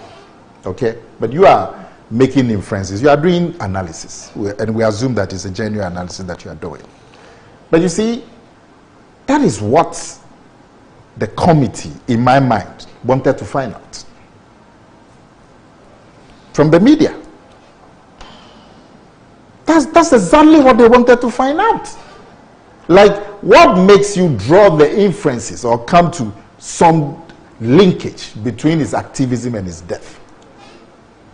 And if the committee was asking those questions from the media, why is that? How is that attack on the media? Because you are drawing those inferences. They may be true, they may not be true. But you are entitled to draw those inferences at this point in time. So, if the media have drawn those inferences, or in the mind of the committee, those inferences have been drawn, and they were asking for clarification, what's wrong with it? Now, Sam George, this thing about the soldier, is it Pepra? Is Lieutenant Colonel Pepra, yeah. Now, you say you have difficulties with his testimony. Portions of his testimony. Portions of his testimony. Yes, sir. But you seem to blame the committee, that to cast an indictment of the committee's work because of the testimony of Pepra. You shouldn't do that. The committee will have to listen to everybody, no matter how foolish they sound. Because like I said, somebody also came before the committee and also gave testimony about the angle of the shots and so on. And all of us would expect that there's going to be extensive forensics and ballistics. So we see the arrival of the military at the place. And I'm sure we can clearly see that they were giving verbal warnings. I can only imagine where the verbal warnings came from. So, I'm saying that everybody who is invited can go and have his peace. What they are saying may be incredible, but if that's what they believe, the committee will have to listen. That is not an indictment on the work of the committee. In the same way that some medical people went there and also were describing the angle of the shot, they said it came from the back, the left upper chest, and all of that. It's also testimony that all of it will be put together. So we need to be patient. Put up this, if we believe that some line of questioning, but put it out. They are human beings. But we should not condemn the committee before they finish their work. You see, Randy, just a quick one. Nana, it's not just about and the testimony whilst before. you are at it, tell us where the man that was killed at Aid. Tell us. It is not just the testimony before the commission that leads people and the media to question the objectivity of the commission. It is the commentary of members of the committee through the testimony that is being given. What are some of these commentaries? Thank you for clarifying. When Colonel Pepper stated that it is possible that some fire shots were fired from the crowd and the protesters shot themselves, says, thank you for clarifying. I agree with you that the ordinary person will not know when they are at a demonstration that someone else is armed. The ordinary person will not know the sound of a weapon. So they can't distinguish between an M16 because Colonel Pepper says he can distinguish, and that is a given. He's a trained soldier. He can distinguish between an M16 and a G3 and an AK-47 when it's fired. And untrained comments. A member of the committee said, I agree with you, and this is the reason why the media should not have been going down the line. Said this. So that was avoid the past judgment. Okay. So and then when Erastus Asare Donko appeared and gave his testimony, one of the committee members actually asked him, do you think that your actions fall with the ethics of journalism? Should you have allowed use the hashtag fix the country and associated it? And the guy said, look, I was on the field. My job on the field was to take footage. I can't tell what the editors in the studio are crawling at the base. No, but that is the reason why people then came out to demonstrate. You incited the media. Accept that you incited the media. How do you ask such questions? It is this commentary to this testimony that leads, and it is not Sam George saying it. I'm saying to you that the media houses themselves are having to question the work. If the work of the committee... I listened to Erastus, and on this particular issue, he said that they gave two sets of evidence to the commission. That they gave the raw footages, what they took from the scene, and then what was broadcast. You know, and the commission played what was broadcast, which had the crawlers, the inscriptions on. You know, but what they took, which is what they relayed, was the raw footages, which was also available to the committee. So, from his point of view, why the but that was not available to the public. Yeah, what was broadcast? Yes. So, from his point of view, why the committee chose to use the one with the crawlers when they had this as well? Because that was what was broadcast. Yes, but in ascertaining what happened, you could use the rashes. The guy was giving you an eyewitness account. He was there and he did it. This is what I took. As to what was done in the live coverage. Yes, what was done in Accra, I wasn't in Accra. I didn't know. So the guy was the wrong person to question or to appear. If indeed those were the things you wanted to. I thought that he was invited because he was the reporter on the ground. and he saw, so he could give an eyewitness. But he is saying that he's not. So if your interest, is not responsible for what is put out. If your interest is what happened on the scene on the day, you'll be interested in questioning the eyewitness, and the eyewitness's best evidence is the raw footage. If your interest is in the perception that was created, not what happened, then you'll be interested in what was broadcast, and then you'll be calling the person who edited and put it out. What our expectation of the committee is that the committee will be interested in what happened on the ground, not what perception was created for people in Accra watching the TV. Because, like I said in my earlier submission, those who were demonstrating, who encountered the soldiers, did not see what was being broadcast. How about if what happened on the ground is influenced by what was broadcast? How? What was okay, because the point is the people in the demonstration, the people in the demonstration were already there. That is how come they encountered the soldiers. They weren't watching TV live. They weren't watching live TV for them to encounter the soldiers. Elder, I ask you a very simple question. That how about what was happening on the ground was influenced by what was broadcast? No, assuming we don't know that. To accept this, it is to assume that the people on the ground were watching TV. See, Nana, this is my point. Even if those who went to demonstrate were influenced or incited by what they saw. What is wrong with what they saw? What did the media do wrong in showing what was happening? Yeah. So if I'm a media house, something is broken up. Oh, you mean showing what was happening? You mean showing the live? Yes. But did they question the live coverage? That is what could have incited people. No. Did the committee question the live? No, I'm saying that what could have incited people. It is the live footage that had the callers.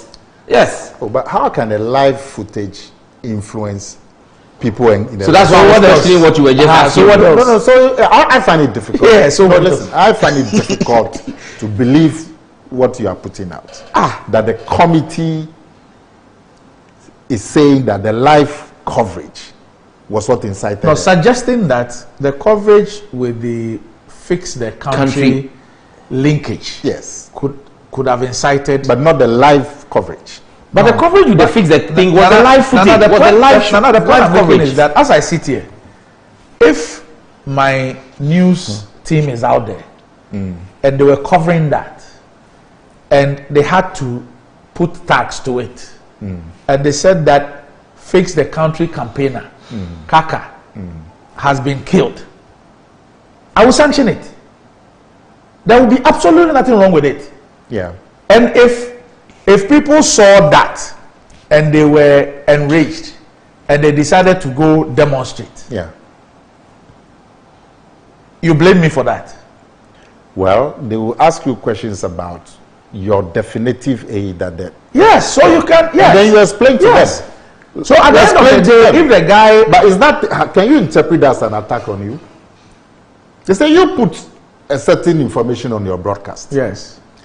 And they believe that that info you put on your broadcast may have some effect on the debate. What's even the basis of their belief? So they are asking you what the linkage is. What is even what is even the basis of their belief? Has any of the protesters told them that I was watching Joy News and I saw that fix this thing campaigner? Those who were demonstrating were people who knew the guy personally. They didn't have to be told that he was fix the country or a farmer or a footballer. It's a community thing. So they were routing against his death. It's a community thing. So they could not have been influenced by he being described as something. Yeah, let me ask you. They were routing against his death. Yes. His mere death. Yeah, his death. And whatever his they believe. Mere death. No. His death. And whatever they believe led to his death. But the point I'm making is you also agree that there's a possibility that whatever they believe could also be influenced by the broadcast. No. Okay, then let's wait for the committee to finish. We're back shortly. Then.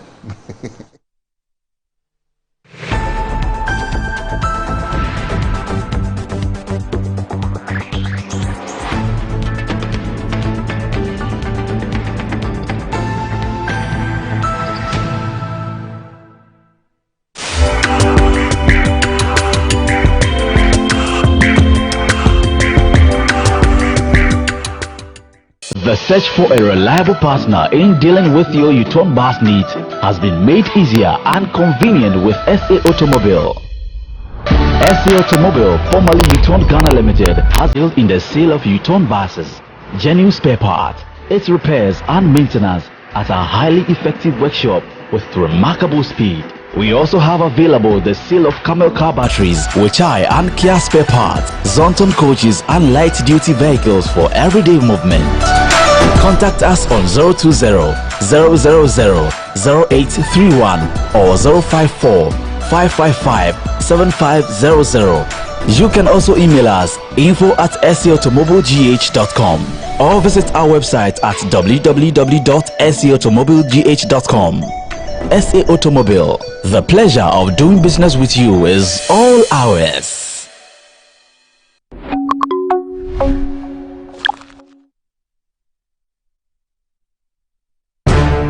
The world has seen a lot of evolution in recent times.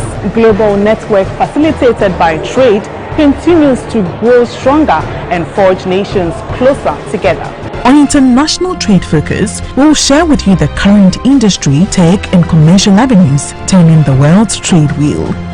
This is your gateway to international business connections and trading events. Get the inside views, vital information, trends and analysis on emerging trade giants in Ghana and beyond. International Trade Focus, the global television trade showcase, transcending barriers in creativity and innovation. Join me, Anna Spew, as I give you a whole menu of international trade activities.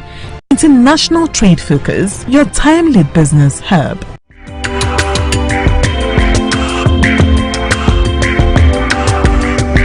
International Trade Focus is brought to you by GO, ADB, Pediatric Valley Resorts and Public Elegance. Are you tired as a consumer in Ghana when it comes to issues that confront you as a consumer? Worry no more. Kofi Capito, I'm here to give you the information, all that you need to make sure that your right is protected as a consumer. We have too many laws and agencies that should protect the right of the consumer. I'm here to give you the information that will help and assist you to get goods and services delivered to you without any worries. Watch the Capito Show on Metro TV.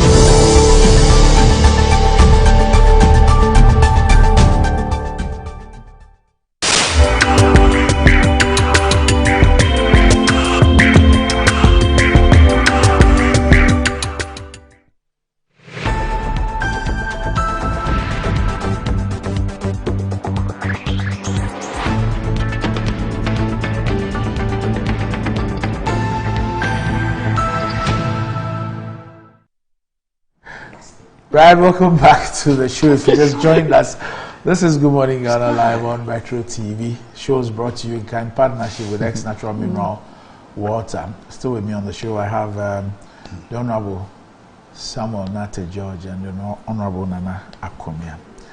Nana, aka Station Master. What's that one? Station Master was Obra or something. That can drama, that old man. But he said they don't know Station Master. STC. Oh, I didn't get it. I thought he was going to do some propaganda, so I was trying to. No. You now get what he meant by Station Master. Hey, Station Master. You actually preach. Oh, please, I don't preach. You counsel. Yeah, he counsels. Yeah. Oh. So you actually dispatch buses? No, listen. No, listen. No, because I know people, people going through all kinds of difficulties. Yeah. And sometimes they come to people like us. And somebody will come to you and narrate some trouble. And you wonder, why is he coming to you with this trouble? Because you have absolutely nothing to do with the matter, no knowledge about what they are talking about. But you have to listen and, I'll direct them to Elder. Yeah. When they come, I also direct them to Bishop. It's not a problem. Oh, how? My work is to support. No, he will check the weight of the issue. If it's within his peace and conflict resolution and eldership, he will deal with it. If it's more than that, he will. But Charlie, the show is blessed though. They have station master, elder, doctor. There are Article 71 of his orders. I thought we were having to wrap up. It's almost time. I mean, it appears that it's become a quadrennial issue. It keeps coming up again. So the issue of loans for MPs has come up. Now, what I found yesterday that I didn't know about had to do with loans for members of Council of State to also buy vehicles. And then now you have an Article 71 Emoluments Committee making a recommendation for spouses of presidents and vice presidents. And we are even being told that it's going to cover even spouses of military heads of state. I mean, how that is feasible in law is another matter. And I'm sure that you've been following the commentary. A little. Yes. What do you make of the issues? First of all, the loan thing, there's been a clarification now. You know, in the past, to be honest, until Wednesday, I thought that it was only the duty component that was written off by the state. But we've now found out that the state actually takes up all the interest and takes up 60% of the cost. Is that so? With the current arrangement. So? With the current arrangement? Yes. We're told that previously it was 55-45, at least for the 7th Parliament. I don't know what happened when you were there, but it looks like there's been variations along the line. Now, where we are with what has been done for the 8th Parliament, we're told the 7th Parliament was 55 for government, 45 for Randy. Yes. But you see, maybe I don't know about this state taking 55 or 45. Yes. I mean, when I was in Parliament, what I know was that when you got your pay slip and they give you the gross salary and then they give you the tax deductions and so on, there's always a deduction for car loan. Mm-hmm. And they deducted it over the 4 years. And then the assumption is that if the deductions are not enough, they will use some of your ex gratia. So I don't know about this thing about government taking 60% or 50% or 55%. But be that whatever it is, across the world, there's a general feeling across the world, and more especially in third world countries, that politicians are overpumped. And so you cannot win if you are a politician. You may be deserving of some facility given to you, but you cannot win. In the minds of the electorate, the road has not been fixed. Why is an office being built for the member of parliament?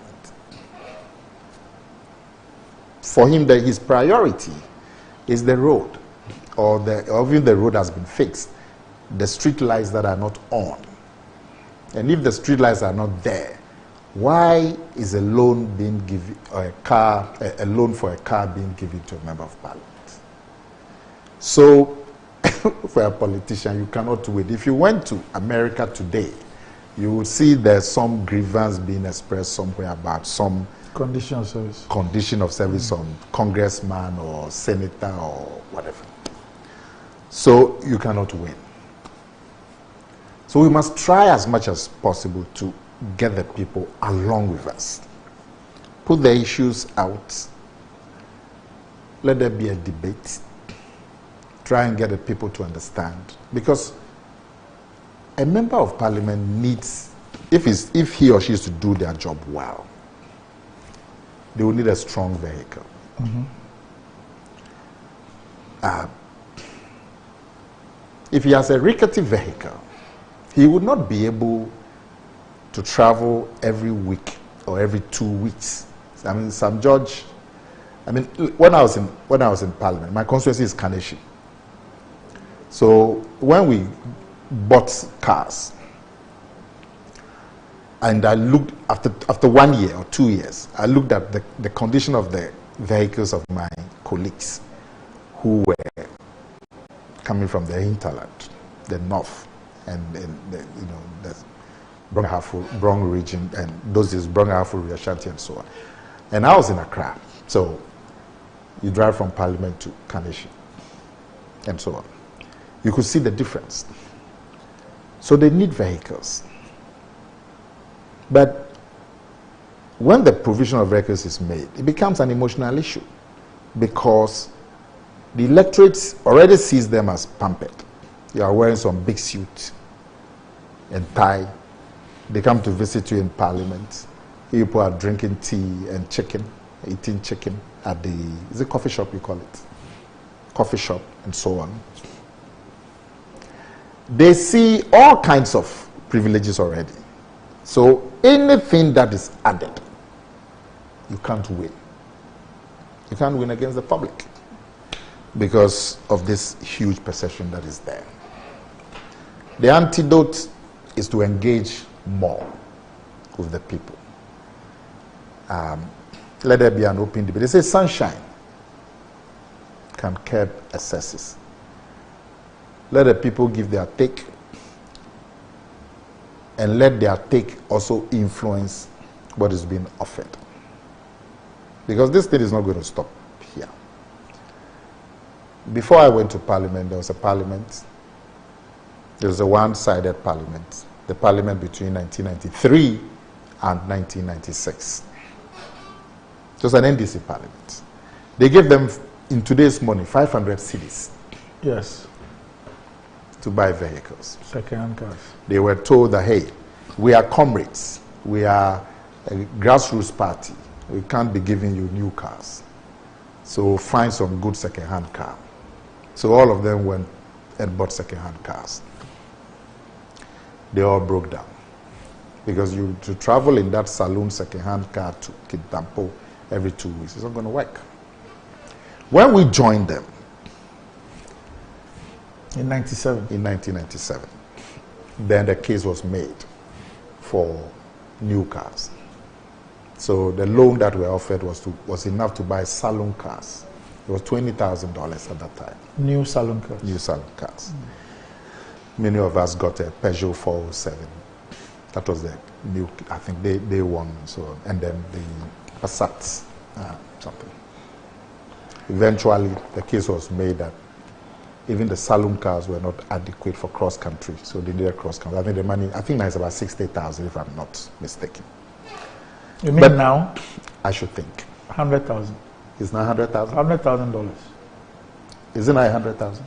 That's the cost for the V8.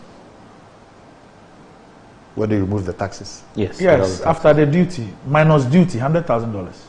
A V8? Or the 5 liter? No, the Toyota Land Cruiser. That's, you can walk into any garage and check the cost of Toyota Land Cruiser. I mean, you have a couple of years, so you should know. So I'm telling you. Okay, that is 100K. 100K minus duty. So if duty is about 140, 150. Yes. Really? Yes. Obviously, that's not your normal GX. Yeah, so that's the 5.5 liter. 5.7 liter. Yes. You left early. No, some people, I could also tell some people they left early. Yeah, so it doesn't matter. But okay, so it's 100,000. So okay, so look at the projection. So in 1997, 1998, we were given 20,000. Then in 2008, increased to 60,000. 2021, increased to 100,000. You can't win against the public. Once there's a huge gap between the needs of people, there would always be an outcry. That we don't have water, we don't have a borehole, and the MP is riding in a new cross-country. No, because we don't have time. Same is extended to Council of State. Yes, it's always been there. The council, it's always been there. Always been there. The two loans come together. And the justification is what? I don't know. But obviously... Because if, you see, the basis for the needs of a vehicle for an MP can be explained. But Council of State, you mean they don't have the same function. But it's there. But anyway, there are few, about 20 people. There are now 31 or so. You know, with the new regions. But like I'm saying, democracy... But for me, it's more of the principle. Okay, democracy is expensive.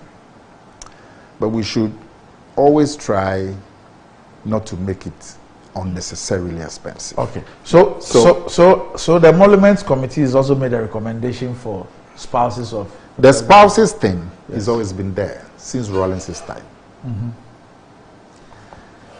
I think now they've decided that instead of it being something under the table, let's formalize. No, something done with executive approval, because it was still formal. Yes. But with executive approval. Yes. It's now been... So, well, when you say executive approval, then it's formal. Yes, it is. Okay. What happened in President Rawlings' time? Yes. Well, it was a decision of Rawlings that executive approval. Yes. Let's find something. Yes. But it's now it's a bit formal in the sense that it's come out of a formal committee. Okay. I have two issues. I have two issues with that. First of all, the Constitution is clear with respect to the remit of this committee. Deal with Article 71 office holders. The Constitution defines who they are. Yeah. Anybody who does not fall within that category is none of your business. That's my first position on it. And spouses are not. Yes. The second thing is that if you read their report, they even make some clarifications. President 1 term, spouse of a president 1 term, spouse of a president 2 terms. What they ought to get. Spouse of a vice president 1 term, spouse of a vice president 2 terms. Now, if you put out that qualification criteria to determine how much each person gets, how then do you situate spouses of military heads? Yeah. So, you said that it should be outside. Yes, yes, Article 71. Yeah. But, I don't know, probably they were influenced by the fact that these are spouses of president and vice president. Is it to suggest that tomorrow? They can say that somebody because the accountant general is Article 71, so they can also make a determination for a spouse. Yeah. But what they came to meet, is this situation where spouses of heads of states were being taken care of. Yeah. That's what they came to. We use executive approval to do many things. So you would have wished that they left it at executive approval. And don't because this has led some people to already run to the Supreme Court. That they don't have that. They don't. Yes. But you agree with the principle? I have no problem. with it. Okay. So then let a court. Randy. Fortunately for you, you have just 2 minutes. Fortunately for you. But why do you agree with the principle that spouses should be paid? You see, I think that per executive approval, we've been doing it in the Fourth Republic. Every single president that has come has followed it. Yeah. I won't have... It's become a convention. Yes, I really won't have a problem with it. But I'm saying that you can do the right thing the wrong way. Yeah. Okay. Yes. Randy, payment of spouses, I mean, it's the recommendation is made on page 61 of the NTMR report. And you see, like you rightly pointed out, I was telling somebody yesterday that I can understand the anger of Ghanaians at this whole salary issue. And the Ghanaians will be shocked if they found out how much taxpayers' money is used by National Security and State Protocol Department on the First Lady and Second Lady. How much we spend on their offices. How much we spend on their offices. This salary is a drop in the ocean on how much National Security and State Protocol Department. So that's what I'm saying. That's why your position. And the fact that they are not accountable. They are not accountable. And we want to compound you get it. And they're not public officers. So that's what I'm saying. That like who have responsibilities under the Constitution, including declaration of assets. The point you've made about it would have been wise for them to have continued the convention than try to put it in a codified manner. Because look, if we really want to go into this matter, I'm sure that people will say that they don't even want to see the first lady or second lady of any president anywhere near any public stuff, because I mean the cost to the state of running their offices, national security and state protocol alone, it's mind-boggling. But it is what it is, and so for me, it's good people have gone to court. Let's see what the courts will say. In the report they said it started under President Akufo-Addo. That's wrong. I mean, under President Rawlings. I mean, President Akufo-Addo was, at the time, as Member of Parliament, was actually, I've seen that writer from Nana Tudati, was actually one of the persons who received, on behalf of his mother, the parcel for his father. It's an old thing. Yes. But Sam, as for the protocols, yes, they deserve it. And that's what I'm saying. That's what I'm saying, that if you look at what the protocols are, they are far in excess of this salary. So you don't want to create this hue and cry. They're having deeper issues. They're having deeper issues. You see, but anytime they even engage in this, they are philanthropic work. The extent to which state agencies get involved in the financing and all that, and the fact that all these bodies are not accountable. And you know, in this country, we don't have like a charities commission. Absolutely. So under the guise of NGO, a lot of things happen. So, but you see, then the formalization could then lead to some of this. So that's the question I asked, that in bringing them here, do you seek to amend 71 to put them there and therefore subject them as a declaration to the scrutiny of 71? And should this also extend to us also looking at the details of how much the state actually spends on their offices? The office of the president itself, its expenditure is subject to scrutiny. You scrutinize the office of the president, but you don't scrutinize the expenditure on the office of the first lady. Well, but happily, this formalization could bring up all these issues and probably lead to better. So, Nana, one of our viewers on Facebook has asked a question. It says that, can we find out from Nana Kumia why STC Ghana rates are increasing rapidly? I know it's not part of your agenda today, but it's killing us. Between 2019 and 2021, fare from Navrongo to Accra has increased from 115 cities to 165 Ghana cities. Just do the math and see. It's worrying for us, the regular clients. Is that between when? This is from Nia Jabindo. It says between 2019 and 2021. It's the rising cost of living. Nanado's government, petrol prices. 65. Actually, this one, I'm helping you to answer. It's Nanado's government. They've increased petrol 16 times in that time frame. Nana Kumia is running a profitable business. He must stay profitable. He must increase the prices. So don't blame Nana Kumia. Blame Nana Akufo-Addo, his namesake. Elder. Is it possible you can calm down? I'm calm. I haven't even. I haven't even. Oh, I'll just help you. Nana, we need to go. Nana, we need to go. Is there an answer for you? Did you say he's a counselor? No. The quick answer is that, Chief, for 3 years, our fares have remained unchanged until this last one. 3 years. Okay. So you've changed the fares. The fares have gone up. Which business can survive on the same levels for 3 years? All right. Okay. So that'll be it for the. It's not your fault. For the morning. Thanks, gentlemen, for joining me. Thanks for watching. God willing, we'll be with you next Monday. And welcome to Ghana, Paul Amati. Welcome from Maryland, Paul Amati. You'll be holding a memorial service for your mom's 10th anniversary, so we'll be there to support you, Paul Amati.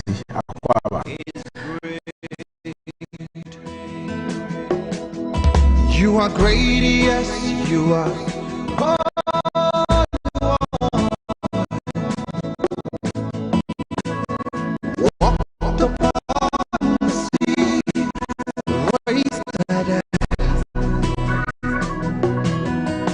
You reign in majesty.